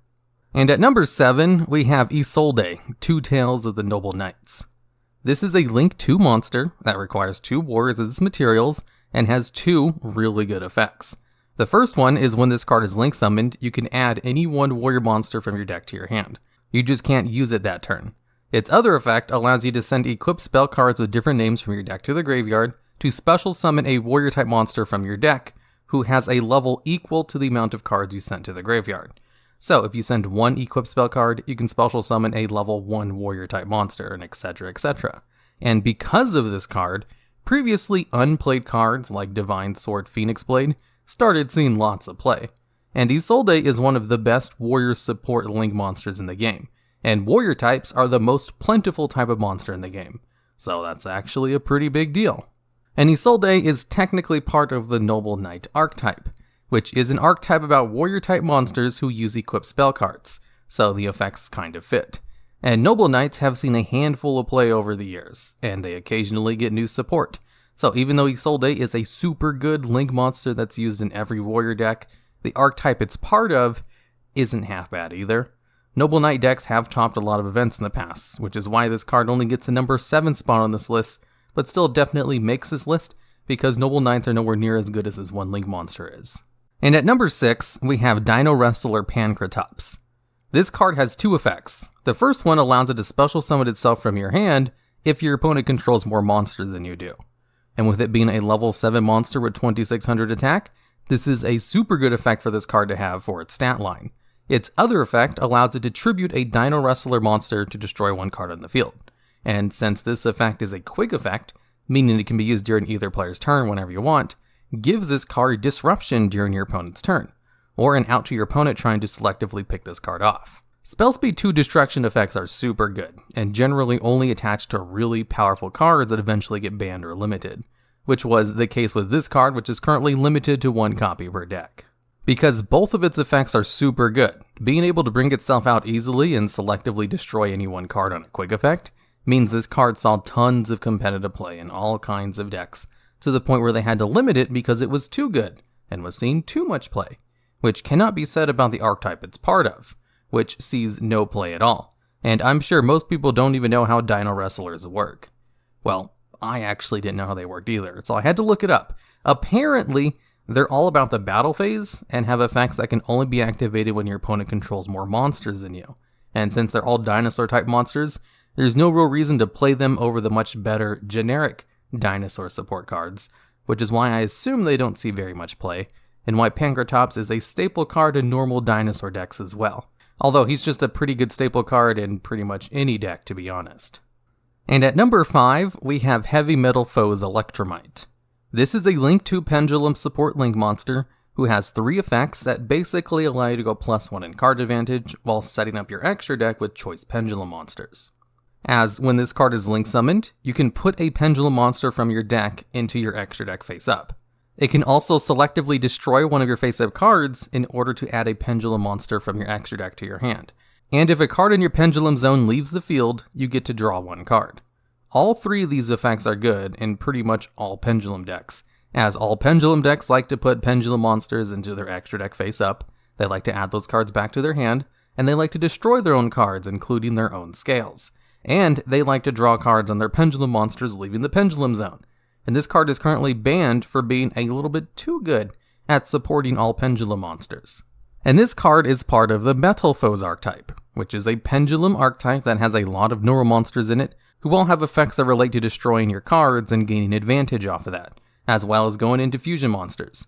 And the Metal Foes archetype did see competitive play in the past, because the Pendulum monsters could destroy other cards they controlled instead of their own scales, which just combos very well with a lot of decks that like to destroy their own cards.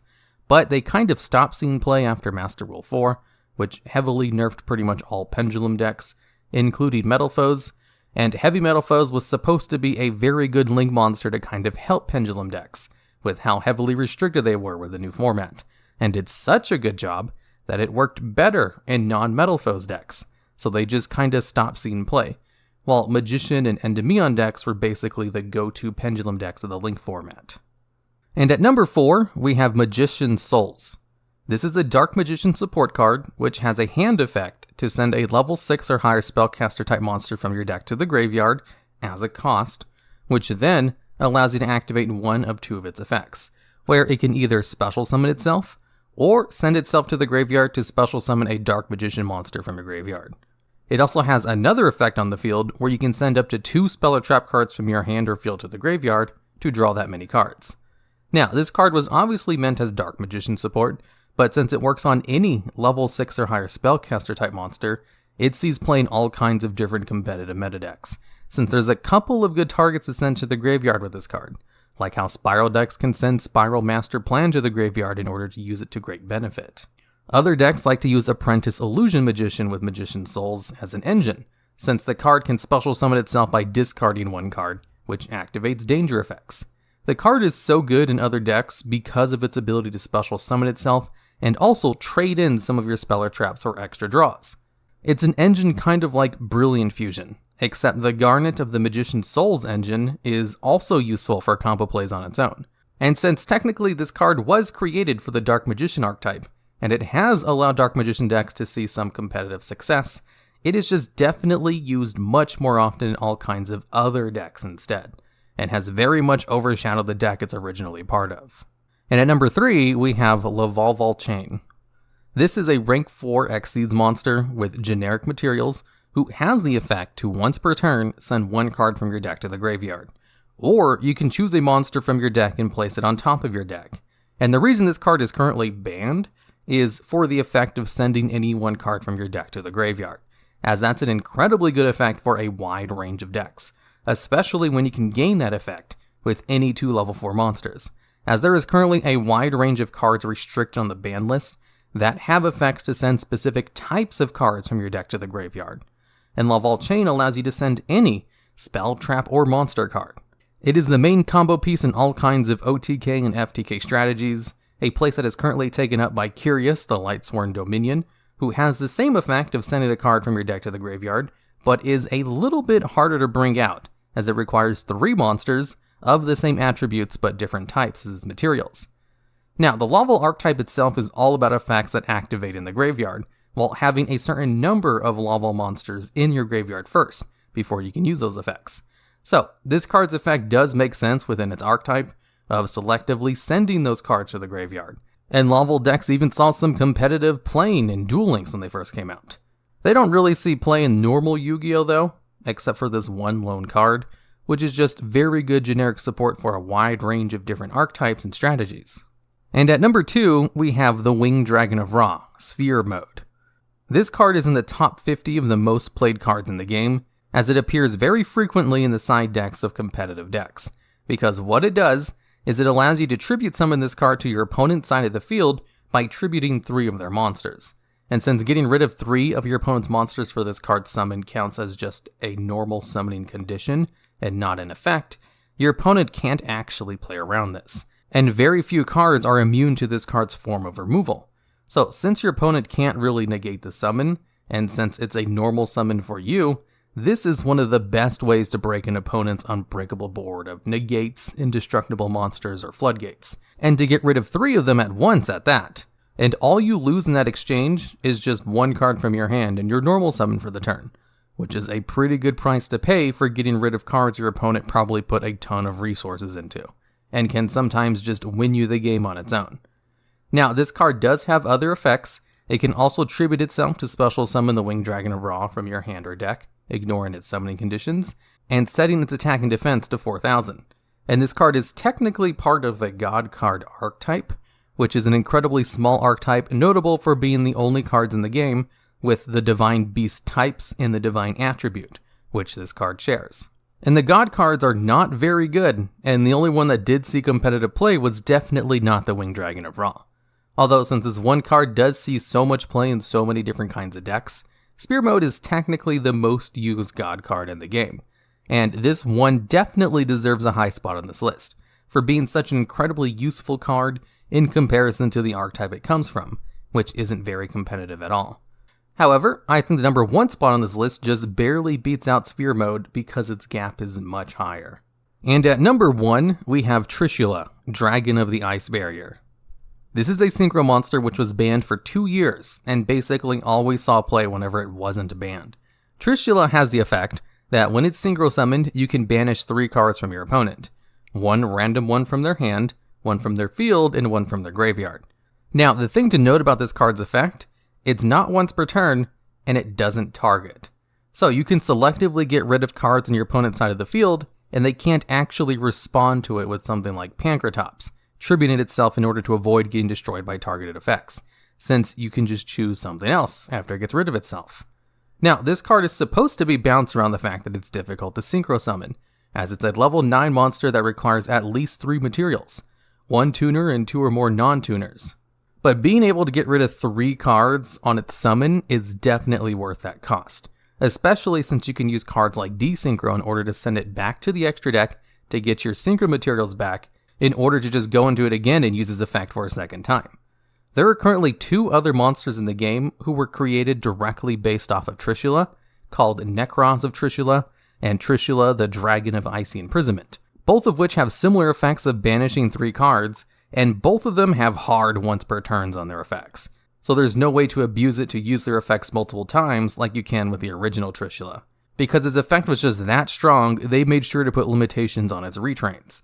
And once the new Master Rule revisions come through, and Synchro monsters are easier to bring out than they are now, you can expect Trishula to probably be put on the ban list again in some way. Because as it is now in Master Rule 4, it still sees consistent play. And the archetype Trishula is part of, the Ice Barriers, is another one of those incredibly terrible and mediocre archetypes like the Ally of Justice. The Ice Barriers are not at all good at bringing out Trishula, despite the fact that it was made for them. And the Ice Barriers kind of have a long-running tradition of having very mediocre main deck monsters, while having some of the best Synchro monsters in the game, as 2 of the other Ice Barriers Synchro monsters also appeared on the ban list, with one of them getting an errata to its effect before it was removed from being banned. And even the 4th and final Ice Barrier Synchro monster is pretty good. So with 3 of the 4 Synchro monsters appearing on the banned list, it's almost comical that none of the other Ice Barrier main deck monsters are even close to as good as their Synchros, which is why there is such a huge gap between Trishula being super good, to the point where it may get banned again in the future, in comparison to the archetype it's technically supposed to be part of. Which is why I think Trishula is the perfect example of what this list is supposed to be about, and just barely takes number 1 spot, since I think the Winged Dragon of Raw Sphere mode is also a hot contender for this spot. In this video, we'll go over 10 cards that have the most amount of words in their card text. And to make things kind of fair, I'm only going to pick 4 Pendulum monsters, since Pendulum monsters kind of have an advantage with the whole second card text spot.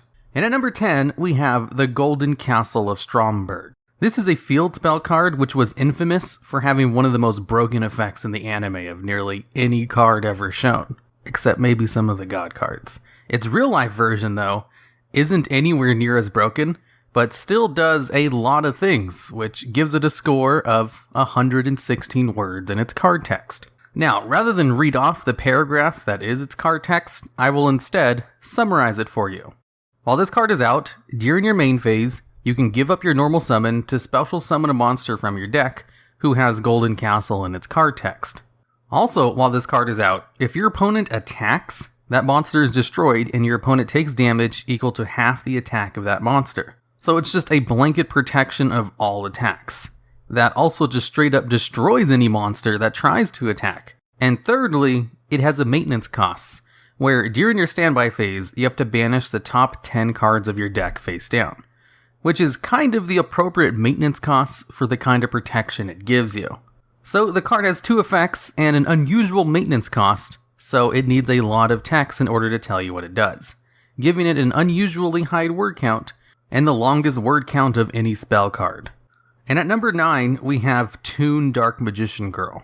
For Toon Dark Magician Girl, she actually got an errata to her card text in order to make it smaller. Its original card text, though, clocked in at 119 words, 3 more words than the Golden Castle of Stromberg. And what contributed to the blow to the original card text was that Dark Magician Girl was released at a time in which Toon monsters still had kind of a convoluted card text to explain what Toon monsters did. All of the original Toon monsters needed to say a few things. 1, you needed to have Toon World on your side of the field in order to summon the card. 2, you could special summon the Toon monster from your hand, and if the Toon monster was level 5 or higher, it needed a tribute for the special summon. Number 3, if the card Toon World on the field is destroyed, this card is also destroyed. Number 4, if your opponent does not control a Toon monster, this card can attack your opponent directly. And those were 4 of the 6 effects it needed to cover, as Dark Magician Girl was in the Phase 2 of the Toon monsters. All of the Phase 1 monsters had these 4 effects as well, in addition to 2 other ones, including Summoning Sickness, where they couldn't attack the turn they're summoned, and that they had to pay 500 life points in order to declare an attack. Toon Dark Magician Girl didn't have these 2 requirements, and instead, it had its Dark Magician Girl effect, where she gained 300 attack for each Dark Magician and Magician of Black Chaos in either player's graveyard. And since Toon Dark Magician Girl was the first Toon monster to have an effect, they left off the Summoning Sickness and the pay life points to attack just to fit Dark Magician Girl's effect on the card text. And even then, it was still one of the longest card texts in the game at the time. And because of this, Toon Dark Magician Girl is the only Toon monster who can attack on the same turn it's summoned, and has the good first-gen Toon Monster effect of allowing it to special summon itself from your hand. And because its card text was so long, that kind of unintentionally made Toon Dark Magician Girl one of the best Toon monsters. And in case you're wondering, Toon Dark Magician Girl's current effect after its errata only has 75 words. Number 8, Phantasmal Lord Ultimil Bishbakken.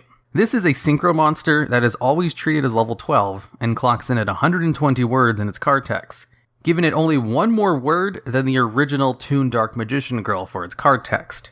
And the reason this card has so much text is because it has extra words to tell you that it's treated as level 12, and it summons tokens, which use a lot of letters in order to signify the token stats. Now, in an effort to never read these cards on this list all the way through completely, let me summarize what this card does. This card cannot be synchro summoned normally, and instead, you bring it out by sending 2 monsters with the same level that is over 8 to the graveyard, with one of them being a tuner. It cannot be destroyed by card effects, and gains 1000 attack for each monster on the field, and once per turn during both players' main phases, it can fill the board with tokens. These tokens have no attack or defense and are special summoned in defense position, so with a clear field, this card can give itself 10,000 attack with these tokens it can summon. But it also can't attack the turn it uses this effect, so you can't use them to OTK your opponent after giving it 10,000 attack. Now, despite this card having a somewhat inflated word count due to it giving stats to all the tokens, all the other cards on this list with longer card texts don't have anything to do with tokens. It's just this card happened to have a longer effect, an unusual summoning requirement, and it just happened to summon tokens, which all just take a lot of card text to explain. Number 7, Beatrice, Lady of the Eternal, clocking in at 122 words in its card text. This card had such a long card text that its original printing was one of the few Exceeds monsters that didn't have a separate line for its material costs and its effect. It was all just on the same line. And despite the fact that this card has an incredibly long card text, its effect is pretty simple. Basically, it has an alternative summoning condition, which takes up a lot of card text to explain. It can mill 1 card from your deck on a Spell Speed 2 effect, and it floats into a Burning Abyss monster when it dies. So if it only has these 3 simple effects, why does it have so many words to signify this? Well, because of all the restrictions it has. It has an alternative summoning condition, which allows you to rank up a Dante monster by sending a Burning Abyss monster from your hand to the graveyard. The Exceeds materials of the original monster get attached to Beatrice, and it can't activate its mill effect the turn it ranks up with this alternative summoning condition. Its mill effect is pretty standard. Just once per turn during either player's turn, you can detach an Exceeds material to mill any 1 card from your deck, which is a great effect, and the reason this card is currently limited on the ban list. And then its last effect allows you to special summon any Burning Abyss monster from your extra deck, ignoring its summoning conditions. Half of the card's text is just to go over its unusual summoning condition, which is basically a normal rank up with extra steps. Extra steps and a restriction, because they knew its Spell Speed 2 effect was really good. Number 6, Cyber's Clock Dragon. Cyber's Clock Dragon has 129 words in its card text, making it the longest card text of any fusion monster. This card has 3 effects, its first being, you mill a number of cards from your deck equal to the link rating of the monster used for this card's fusion summon. Then it gains 1000 attack for every card sent to the graveyard, and your other monsters can't attack the turn it uses this effect, since you can gain a lot of attack power from this effect. Its second effect is, if you control a link monster, your opponent cannot target other monsters you control for attacks or card effects. And finally, this card can float into any spell card from your deck.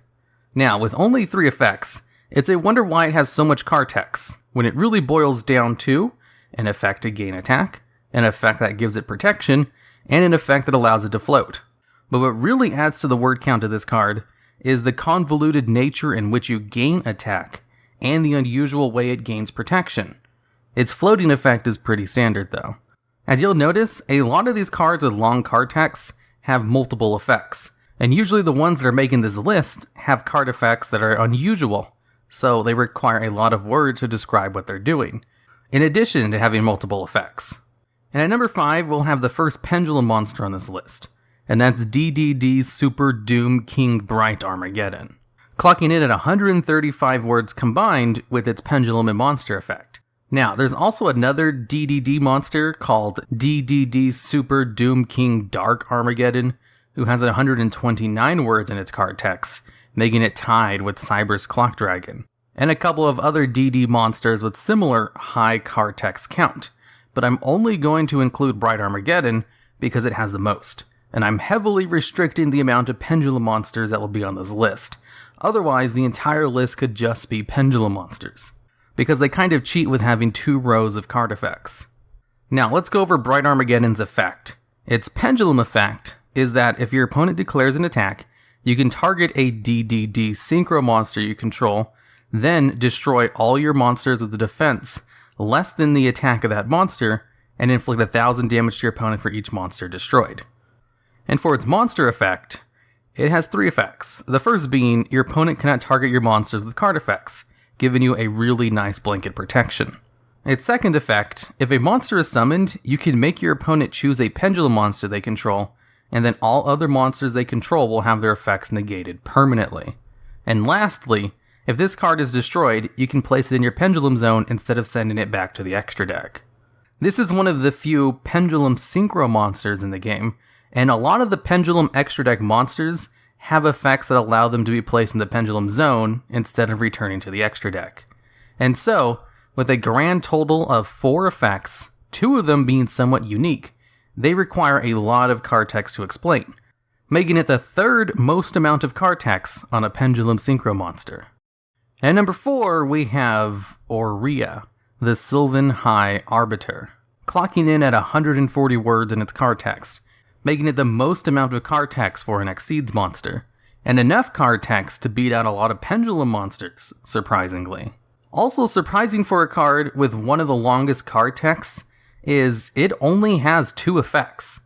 The first being, you can send a plant-type monster from your hand or field to the graveyard to look at a number of cards on top of your deck equal to the level of that plant-type monster, and then stack them on top of your deck however you want. Its second effect is that you can detach an Exceeds material to excavate up to 3 cards from the top of your deck, and then send any plant-type monsters to the graveyard, and if you do, you can bounce a same number of cards on the field as the plants sent to the graveyard with this effect, and then place the other cards that weren't plant types on the bottom of your deck in any order. So, seeing as this is a Sylvan card, it's most likely intended for Sylvan decks, and Sylvans are all about plant-type monsters who have extra effects that are activated when they're excavated from the deck. So this card works perfectly in stacking the top of your deck to be a Sylvan plant-type monster, activating their excavated effects and also bouncing some cards in the process. So it doesn't exactly do anything unique. A lot of the Sylvan cards have effects which relate to excavating cards from your deck. It just goes to show these 2 particular effects require a lot of words to describe very simple concepts, and it just happens to give it one of the longest card texts in the game. And at number 3, we have Odd Eyes Winged Dragon. Another pendulum synchro monster, this one clocking in at 142 words, only 2 more than the previous Exceeds monster. Odd Eyes Winged Dragon has 4 effects, so first let's start with its pendulum effect. While it's in the pendulum zone, if a monster you control battles, you can basically give it the honest effect, where that monster gains attack equal to your opponent's monster's attack. So that's kind of really good, as it works on any monster you control and not just a light type monster like Honest. And for its monster effects, the first being the standard pendulum synchro effect, where it goes into the pendulum zone after being destroyed instead of going back to the extra deck. And then its next 2 effects are effects that you have to choose one or the other to activate per turn. Its first being, you can negate the effect of a monster your opponent controls until the end phase. Its other effect is that if this card is synchro summoned during the battle phase, you can destroy all level 5 or higher monsters your opponent controls, which is a little bit more of a situational thing. I think it's because it has this choose one of 2 effects thing, that it has a little bit more card text than normal, on top of a card that probably would have already had a lot of card text anyway. There's something about these pendulum synchro monsters that are just loaded with card text, as we'll see on the number 2 spot on this list.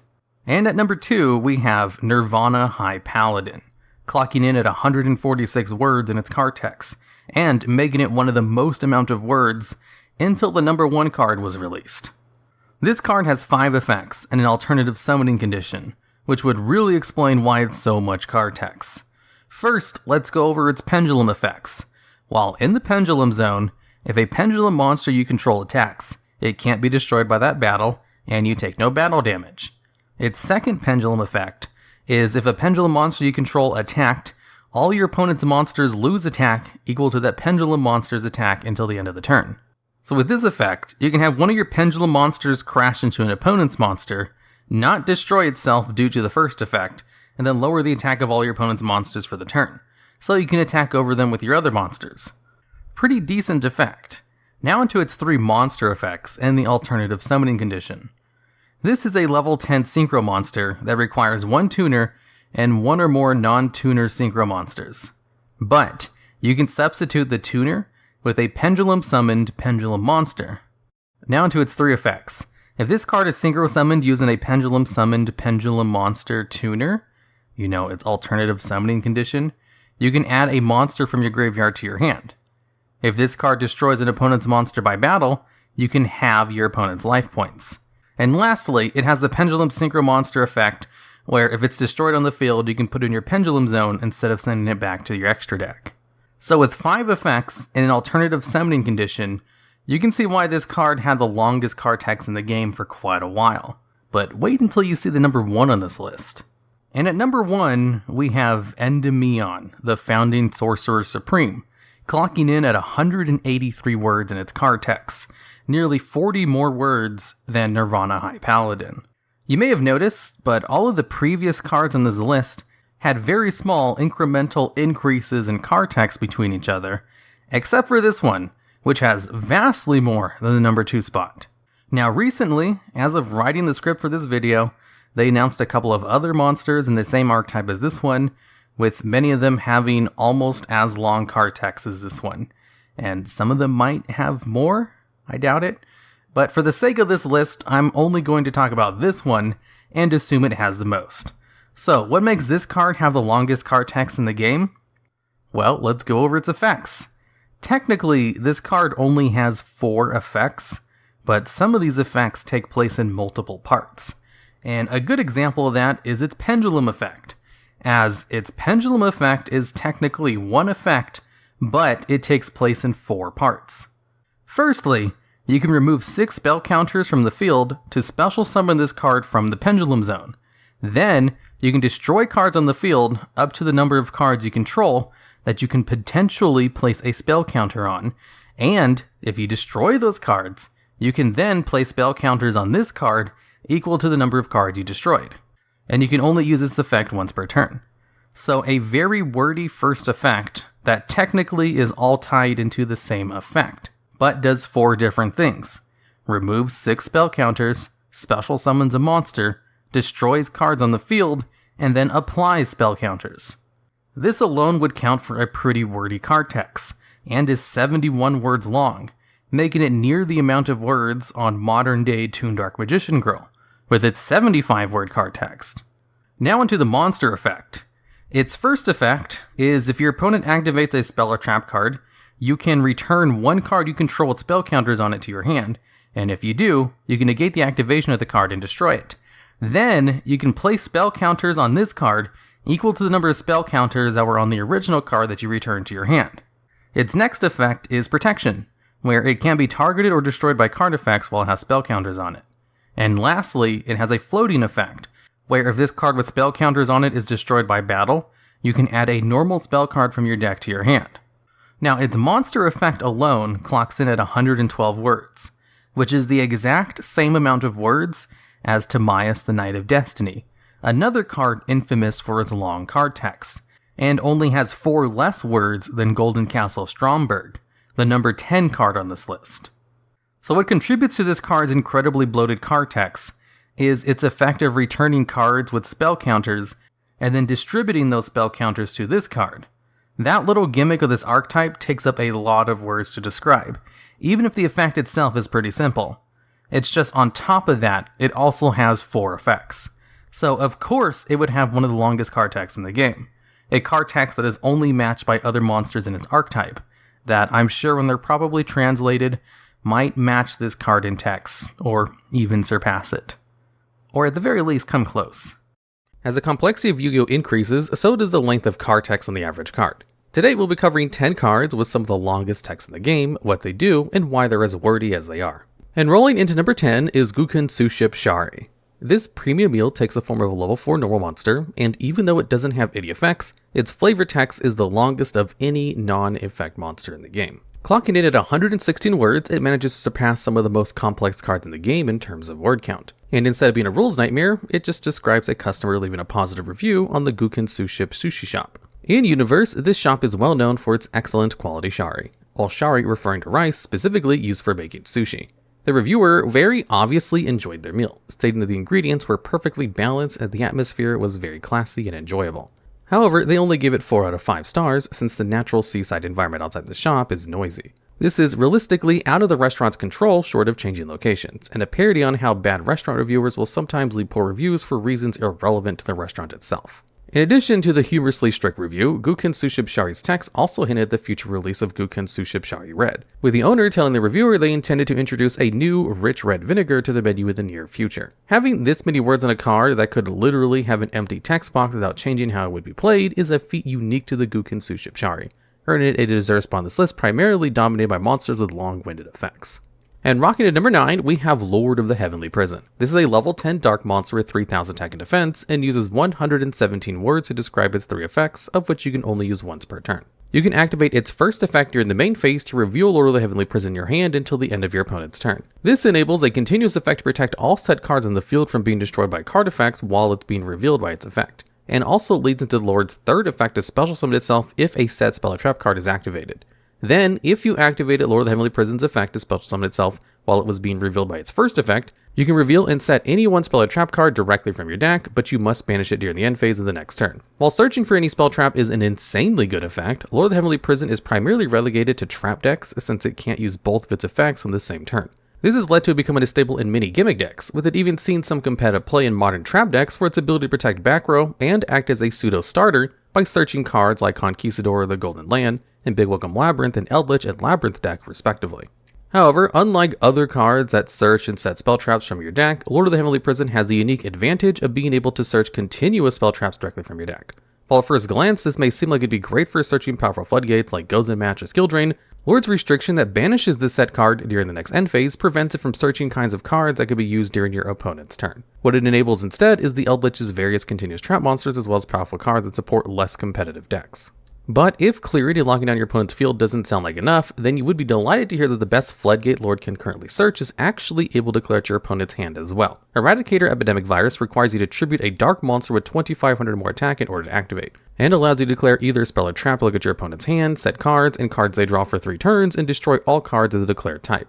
While being able to beat over or crash with the average boss monster is a good place to be as a monster, being able to search and meet the requirement of the activations of Eradicator Epidemic Virus is infinitely better due to the abundance of powerful spell cards in modern Yu-Gi-Oh! Labyrinth in particular has the potential to effectively FTK a wide variety of decks using Eradicator to destroy most of, if not their entire hand before they even get a chance to play using Labyrinth Kuklak. And Lord of the Heavenly Prison is great at smoothing out rough situations that would otherwise result in an unresolved Eradicator. Overall, Lord of the Heavenly Prison is a great card due to its flexibility as either a special summonable body that can search any spell or trap, or blanket protection effects for your set cards, though the nuances of this unique self-revealing mechanic contribute heavily to its lengthy text. And extending our way into the number 8 spot is Pendulum Dimension. This is a continuous trap card with 119 words, and 3 hard once per turn effects that can be activated if you special summon the corresponding type of monster using a pendulum monster as a material. If you summon a fusion monster, you can special summon any monster from your deck with the same original level as that fusion monster in defense position, but its effects are negated. If you summon a Synchron monster, you can add a polymerization from your deck to your hand. And if you summon an Xyz monster, you can add to your hand or special summon a tuner monster from your deck with a level equal to or lower than that monster's Xyz rank. Trying to unpack what Pendulum Dimension does can be quite confusing upon first glance due to its lengthy text and repetitive wording, but the concept behind the card is actually quite simple. Pendulum Dimension is a combo extender for Pendulum decks that makes it easier to summon a variety of extra deck monsters by searching for the cards that help you make more extra deck monsters when you summon a monster from the extra deck. These searches form a circle where Fusion helps you Xyz summon by special summoning a same level monster from the deck, Xyz summoning helps you Synchro summon by special summoning a tuner from the deck, and Synchro summoning helps you Fusion summon by searching a polymerization from your deck. Pendulum Dimension's text is long and confusing, mostly because Konami doesn't typically print cards where multiple effects only partially share their activation condition, and so they had to invent a way to write this for this card. This is why explaining when each of the Pendulum Dimension's effects can be activated takes up as much room on the card as the effects themselves, since each effect requires an extra deck summon using a Pendulum monster in addition to needing to identify the type of monster summoned. If Pendulum Dimension was a continuous spell card, it would have at least seen experimentation, if not play, as a unique extender in Pendulum strategies due to being searchable with Duelist Alliance. But fortunately, or unfortunately, depending on your point of view, its practical utility in reality is quite low, since it can't be used to extend on your first turn due to being a continuous trap card. And shining through number 7 is Bahalatia, the Grand Radiance. This is a level 7 light dragon monster, and using 121 words, it describes 3 effects. First is an alternative summoning condition that allows it to be tribute summoned by attributing 1 effect monster despite being a level 7 monster, which would usually require 2 tributes in order to tribute summon. Then if your opponent adds a card from their main deck to their hand during their main phase, except by drawing it, you can activate its effect in hand to immediately tribute summon itself. This will, in turn, activate its last effect, which is a hard once per turn when Bahalatia is normal or special summoned from your hand, which allows you to banish cards from the top of your opponent's deck face down, equal to the amount of cards in their hand. Then have your opponent shuffle their current hand into their deck, then add those cards that were banished face down to their hand. While the way Bahalatia activates its goal is convoluted and confusing, in practice what it does is force your opponent to draw a new hand while ensuring they cannot draw any of the cards that are currently in their hand. And it's this distinction of preventing your opponent from drawing any cards currently in their hand, which is the caveat that makes Bahalatia's effect so long, since it mechanically has to use the face down banish pile as a holding place for the new hand while they shovel their old one into their deck.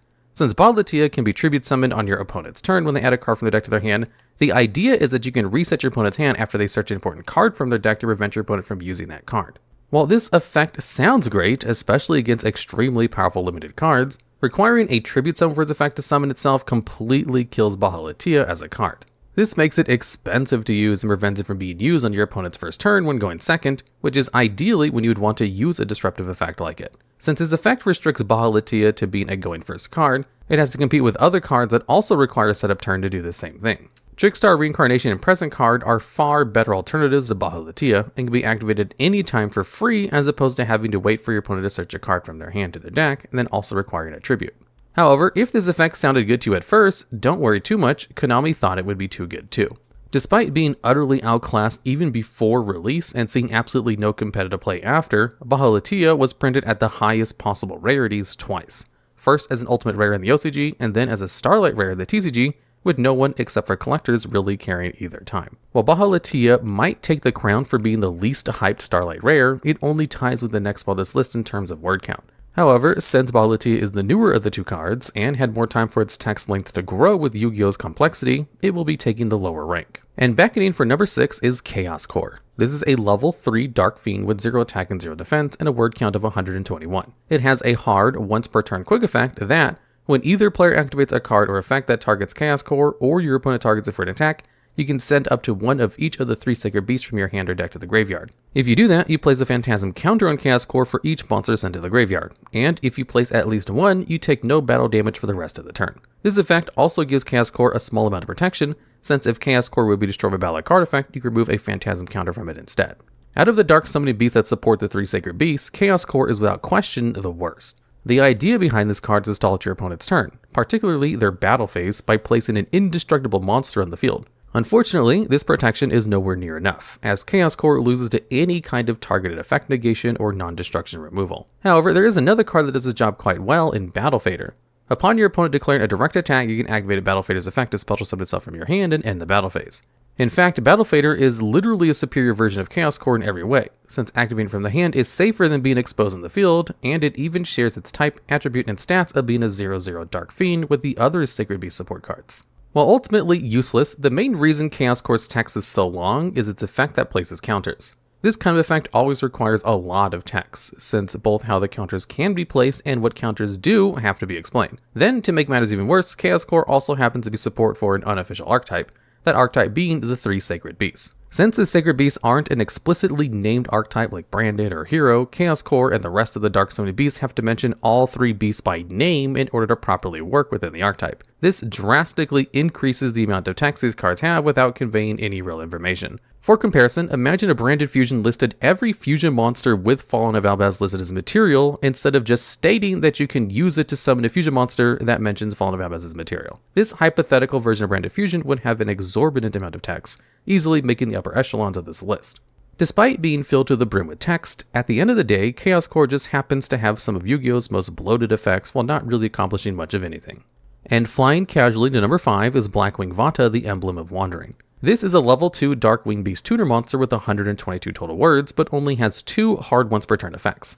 The first of which states that it can be special summoned from your hand if you control Blackwing monster with a different name. Its second effect can be activated while Vata is on the field, and allows it to send itself and 1 or more non-tuner Blackwings from your deck to the graveyard, with total levels equaling 8 to special summon Blackwing Dragon from your extra deck. Using this effect also locks you out of special summoning non-dark monsters from the extra deck for the rest of the turn. Popularly described as Vayu with pants, Vata's first effect to special summon itself is fairly standard and concise as far as Blackwings go, but its second effect is incredibly wordy.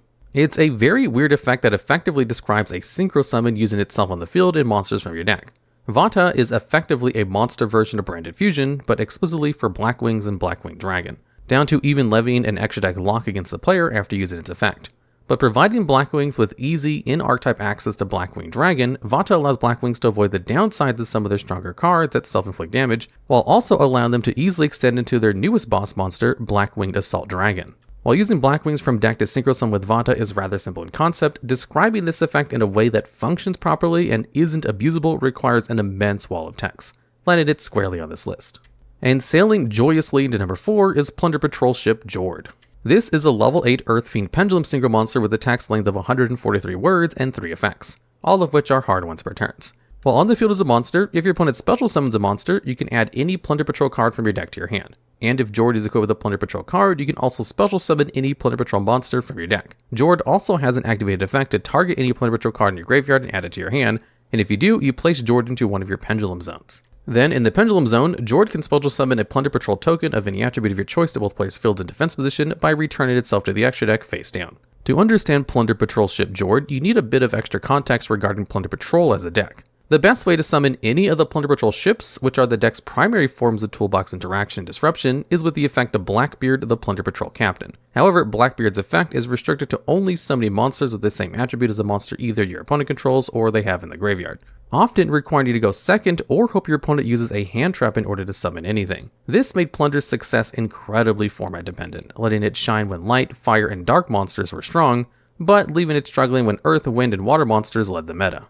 This format dependency is exactly the issue that Plunder Patrol Jord fixed, as well as what makes its attack so long. Since it summons a token with any attribute of your choice on your opponent's field, you can then use Blackbeard's effect to summon any ship, typically Plunder Patrol Ship lists, going first regardless of what deck your opponent is playing. Summoning a token to your opponent's field also comes with the added bonus of turning off cards like Evident Impermanence, Lightning Storm, and Evenly Match, increasing the deck's overall resiliency against modern staples. The fact that Jord also summons a token to your field is icing on the cake that allows Plunder Patrol to build a flexible board that's more up to date with the standards of modern Yu-Gi-Oh! And goes to show just how much a well-designed piece of legacy support can help an aging archetype grow with the times. And at number 3, we have Mamonaka, the Valiants United. This is a level 10 Pendulum Fusion monster and requires 3 Valiants monsters to be fusion summoned. It has 4 effects that add up to a grand total of 151 words, 2 in the Pendulum Zone and 2 as a monster. Its pendulum effects are shared amongst all the Valiant Pendulum Fusion monsters, allowing it to either special summon itself to the same column or move any monster you control to an adjacent monster zone. If Mamonaka is destroyed by opponent's card effect on the monster zone, it can place itself in your Pendulum Zone. And as a quick effect, Mamonaka can push an opponent's monster into the spell and trap card zone in the same column by turning it into a continuous spell, destroying any spell or trap cards that are in the way. While the effects of Mamonaka are quite simple in concept and easy to visually understand, they take a lot of text in order to explain how they work, both in general and in edge case scenarios. Column-based mechanics can already be fairly wordy on their own, but moving monsters and placing monsters into the spell and trap card zone is what really brings Mamonaka's text over the edge. Despite reading like a small essay, its disruption effect is actually quite good, since turning monsters into continuous spells is a rather unusual form of removal that most decks aren't currently prepared for.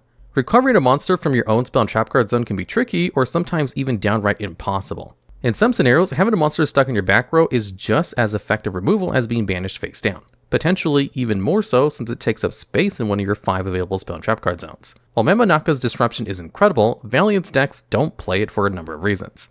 Unlike the other Valiant fusions that can summon themselves by tributing high-level Valiants, Mamonaka must be fusion summoned by using the effect of Hojo the Valiant's Warrior or a fusion spell using 3 monsters as materials. While decks will sometimes go through kinds of hoops to summon monsters with incredible effects, material spam combo decks like Valiant's value not only the quality of their interruptions, but the quantity of them as well. While you can fuse 3 different Valiant monsters together to make Mamonaka, you could also make Appaloosa Bo the Goddess as the cost of just 1 more material, and often to much more success. Mamonaka the Valiants United is technically tied with the number 2 spot on this list for word count, but loses the release date tiebreaker due to being a much newer card. And swinging at number 2 is Astrograph Sorcerer. This is a level 7 Dark Spellcaster monster with a pendulum scale of 1 and a word count of 151 that's rather evenly distributed amongst its 3 effects. Its pendulum effect allows Astrograph to destroy itself to either special summon or place in your pendulum zone a Stargazer Magician from your hand or deck. And its monster effect on the field allows you to banish Astrograph Sorcerer and Pendulum Dragon, Xyz Dragon, Synchro Dragon, and a Fusion Dragon from your hand, field, or graveyard to special summon Supreme King Zark, with a special summon being treated as a proper fusion summon. Lastly, if a card you control is destroyed by battle or card effect while Astrograph Sorcerer is in your hand, you can special summon it and then choose a monster in your graveyard, extra deck, or banish zone that was destroyed this turn and add another copy of that monster from your deck to your hand. While this last effect is the effect that most players associate with Astrograph Sorcerer, both of its monster effects are guilty of listing every single place a card can be by name to describe which cards are valid targets. This results in a rather repetitive and cluttered block of text that's extremely easy for players to glaze over and miss the fact that neither of its monster effects are once per turns, including its effect to search any card that was previously destroyed. Upon release, Pendulum Magicians were able to make particularly good use of Astrograph Sorcerer's lack of a once per turn on its search. Without going too deep into pendulum combos, triggering Astrograph's effect to summon and search an additional copy of any monster already in your combo rotation is like giving any monster the effect of Destiny Hero Malicious, a card well known for teetering on the edge of potentially broken due to its repeatability. Regardless of the inconsistencies of Electromite's legality, Astrograph Sorcerer rarely appears in modern pendulum decks in both the TCG and OCG, likely due to its limited status in all currently supported formats. And sitting atop the throne at number 1, we have DDD Divisor King Des Machinax. This is a rank 10 Dark Fiend Pendulum Xyz monster with 3000 attack and defense and a pendulum scale of 10. At a total of 167 words, it has 5 effects. 2 to explain properties that the card has, and 3 that the player can activate and use. King Des Machinax has an alternative summon condition that allows it to be Xyz summoned using a DDD monster you control as a material, transferring its materials as if it was an Xyz monster. And also has a no duplicates clause that states you can only control 1 Machinax. While on the pendulum scale, its pendulum effect allows you to special summon a monster from your pendulum zone by placing a pendulum monster from your graveyard into the pendulum zone. As a monster, it has a once per chain quick effect that when opponent's monster they control has activated its effect, you can either detach 2 materials from Machinax or destroy a dark contract card you control in order to attach that monster to Machinax's material. Lastly, you can place Machinax into your pendulum zone from your monster zone during the standby phase. Machinax has a lot of text simply because the card genuinely does a lot. However, unless you're playing DDD, the most important effect and the only ones you really need to keep track of are its alternative summon condition and quick effect monster removal. This is because outside of DDD, Fiend decks will sometimes use DDD's semi-generic Xyz monsters to make Machinax for additional interaction or as a backup plan. Labyrinth and Unchained can make use of Tour Guide from the Underworld to special summon a level 3 Fiend from the deck to make DDD Stone King Darius, and then Xyz summon a 2 activation Machinax. While Evil Eye will sometimes make it with their in-archetype level 3 monster in a pinch. Labyrinth and Dark World can also use 2 level 4 Fiends to make DD Wave King Caesar, which can then optionally be used to make DDD Marksman King Tell before finally summoning Machinax depending on whether you want it to have 2 or 3 activations worth of materials. Machinax gives all of these decks access to repeatable quick effect monster removal, with Labyrinth being able to get some of its in-archetype furniture into rotation in the process. Outside of its competitive usage, Machinax is notable for being a DD monster, which is an archetype full of historical and literary references. Des Ex Machina, the phrase of which the name King Des Machinax is derived, literally translates from Greek as God for the Machine. It refers to the literary device where an outsider savior appears to a struggling protagonist at the last second and achieves the protagonist's goal with ease, completely nullifying their struggle. An example of this can be seen in The Hobbit when Thorin, Bilbo, and the other dwarves are running frantically from Azog the Orc through a burning forest. And rather than Thorin and co successfully defeating Azog, they are instead saved out of nowhere by the appearance of the Eagles. If this kind of analysis interests you, you can check out our video analyzing the literary and historical references of the DDD archetype as a whole. In the context of DDD as a deck, this name is likely a commentary on the historical hyper-complex combos that DD is known for. As far back as the archetype's release, players literally made spreadsheets in order to keep track of the optimal DDD lines due to the sheer number of moving parts the deck has. starkly contrasting the identity of one of the hardest Yu-Gi-Oh decks ever made.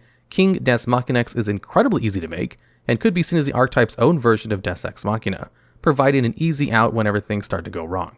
Early Yu-Gi-Oh had a lot of weird card text, or sometimes forgot to add stuff to their cards, which kind of explained what the card actually did. In this video, we'll be continuing this series of going over early Yu-Gi-Oh card text and pointing out the oddities of some of their text. And at number 10, we have Spellbook Organization. If you look at the original wording of this card, it's a quick play card which simply reads, see the 3 cards from the top of your opponent's deck, arrange them in any order desired, and replace them at the top of the deck. Your opponent cannot see the cards.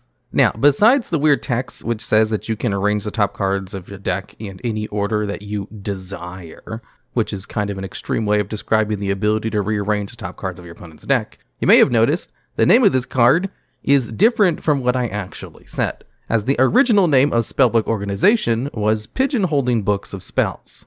Pigeonholing is a term which basically means organizing something, so it seems whoever localized the card in the first place took a little bit of liberties in making the name sound a little bit better than just a simple Spellbook Organization.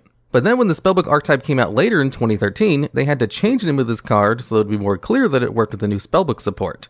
And they also, strangely enough, changed its effect to work on your deck instead of your opponent's. It used to be Konami never changed the name of old cards, even if it caused confusion later on, which is very evident if you look at the card of Arsenal Summoner, which is a flip card that allows you to add a Guardian card from your deck to your hand. However, it has a whole laundry list of exclusions, because they technically weren't Guardian cards in the OCG. There's also 100 Eyes Dragon, who had to have its name changed because the original spelling of it with a dash technically made it Red Eye support. And there was also Vampire Orcust and Vampire Koala, who both had their names changed to Vampiric Orcust and Vampiric Koala when they released new Vampire support cards, and probably didn't want to add exclusions for these 2 cards in all of their card text. One of the more famous ones being Frog the Jam, who used to be included as exclusion text in all Frog support, before they finally just changed his name to Slime Toad. And at number 9, we have Ocean Lord Neo Daedalus. This card's first effect read, send Umi on your side of the field to the graveyard to send all cards in both players' hands and on the field to the graveyard except this card.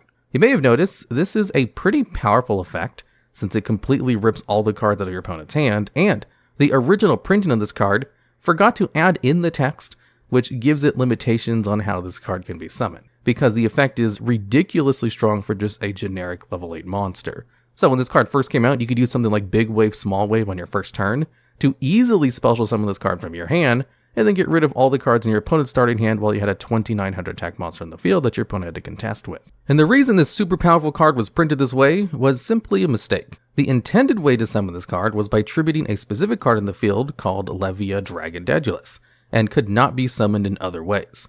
So Konami immediately corrected the printing and re-released the structure deck, because the original print of this card was kind of overpowered, and an obvious oversight and mistake. And at number 8, we have Goddess of Whim. This card has the effect that reads, toss a coin and call heads or tails. Call it right and this card's attack will be doubled during this turn. Call it wrong and it will be halved during this turn. Now again, the wording on this card isn't super weird, like some of the higher spots in this list will be, and it is unique that it is one of the few cards that can double its current attack, rather than its original attack. But you may have noticed a lack of a once per turn. The original print of this card didn't have a once per turn, which meant you could just keep doing the effect until you got it correct. Now, I'm not 100% sure how the rulings on that would work for the original effect, where if you just kept getting it wrong, would it just keep having the attack? Or would you get it right, you could keep doubling the attack? But either way, I'm pretty sure they meant for it to have a once per turn, so they added a ruling that stated it had a once per turn on the effect, and then eventually when they did re-release the card, they made sure it had a once per turn properly on it, as they couldn't exactly re-release the original set since it was part of a McDonald's promotional card set. And at number 7, we have Grave Robber. This is a trap card which has the effect of select one spell card from your opponent's graveyard.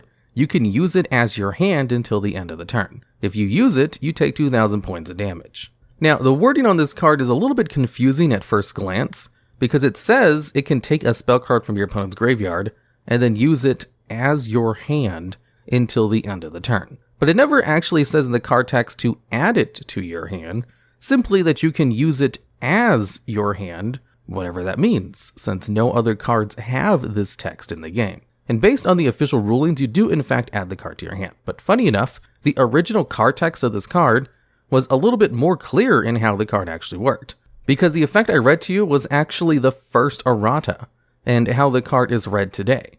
The original wording of the card goes as follows. You can take one magic card from your opponent's graveyard.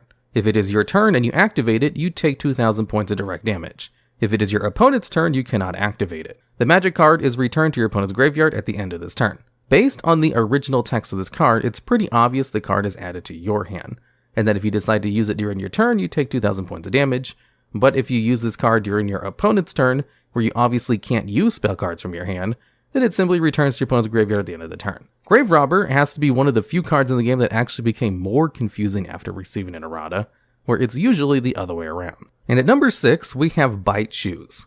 This is a flip effect monster which had the original effect that read, flip, change the attack or defense position of one face-up monster on the field. The card must remain face-up. So, 2 things about this card. First off, the actual effect of the card is to change the battle position of one face-up monster, but it explains this in a really weird way, by saying it changes the attack or defense position of one face-up monster, which is later clarified by its first errata, as it simply says to change the battle position of a face-up monster on the field. The second weird thing about this card is the last line that says the card must remain face-up, because the effect of the card doesn't prevent the card from being flipped down later with a card effect or anything, it just clarifies that it doesn't change a monster face down. The last line of text is actually just useless.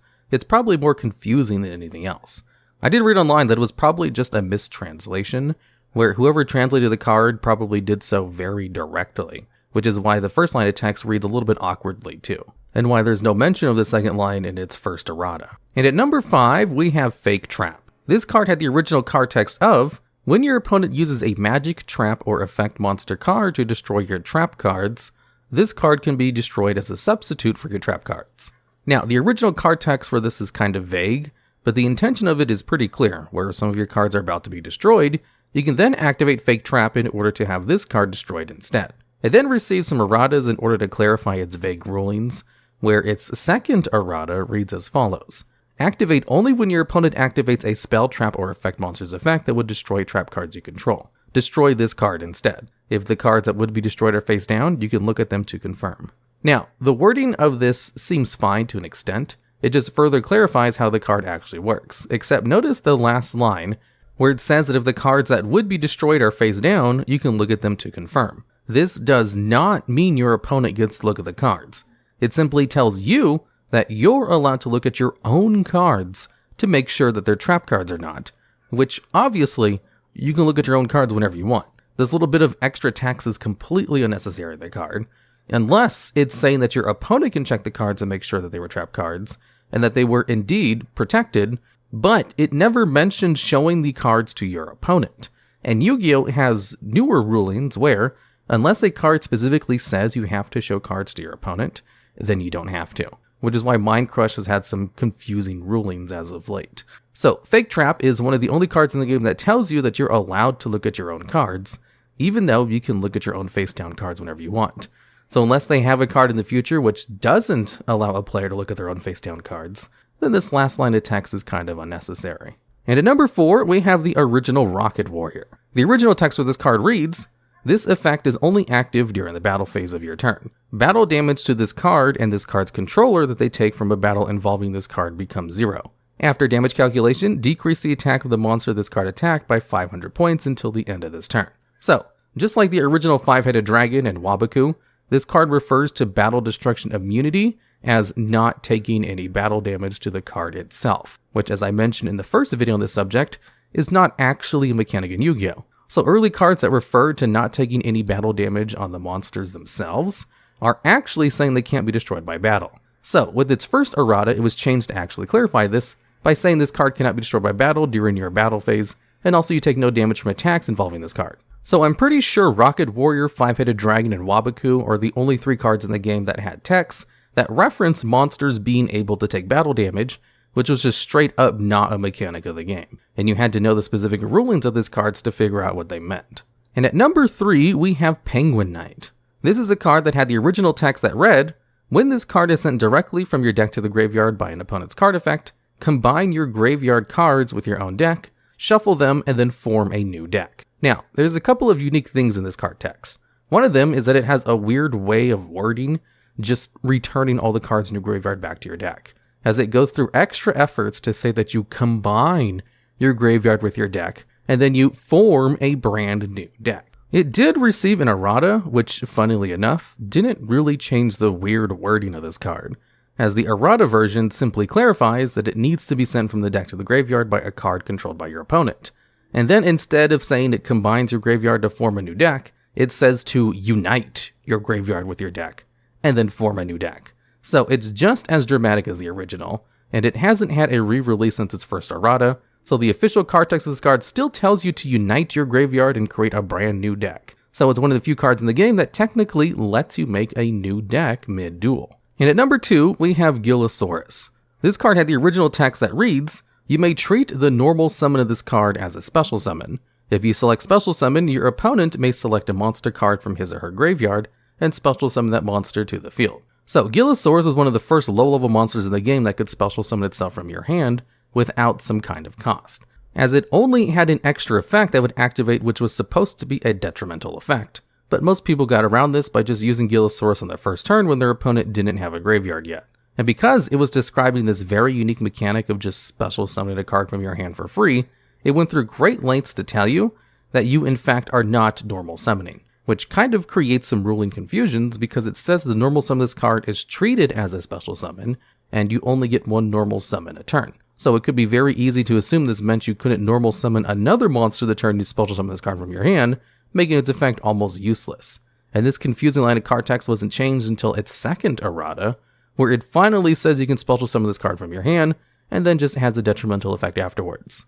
And at number 1, we have the original wording of Last Will. This card's original text reads, "If a monster of yours is sent from the field to the graveyard during the turn that you played this card, you can select a monster with an attack of 1500 points or less from your deck and play it as a special summon. Shuffle the deck after playing the card. This card is active for one turn only." So, a few things about this card. The way it's supposed to work is if a monster of yours is sent from the field to the graveyard in any way during your turn, then you can use the effect of Last Will whenever to special summon a monster from your deck that has 1500 or less attack.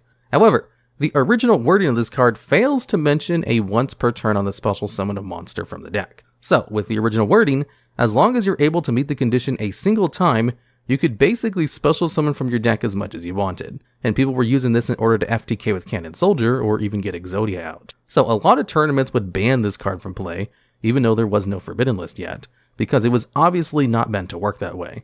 And in its first errata, it was probably given a once per turn on its effect, where it starts off by saying you can only use this card's effect once and only during this turn. The original card text is also one of the few that mentioned shuffling your deck after searching it, which isn't included in cards that search from the deck anymore. It also has unique text that says this card can be activated for one turn only, which isn't really a thing on spell cards, as usually their effects are ones that happen immediately after you use them. And also, another thing about this card is that there's no real rulings on when you could use the effect, since you didn't need to have Last Will on the field. So technically, by the original reading of the card, you could even summon monsters during the battle phase if you wanted, or even as a chain to another card effect happening probably. The original Last Will was kind of a mess when it comes to card rulings, and the card is currently banned today, but not because its wording is confusing anymore. It's pretty straightforward actually, but because even being able to special summon one monster in the way that's described on Last Will is kind of broken in modern Yu-Gi-Oh!, as it would be the ultimate combo extender in a vast majority of meta decks if it was alive today.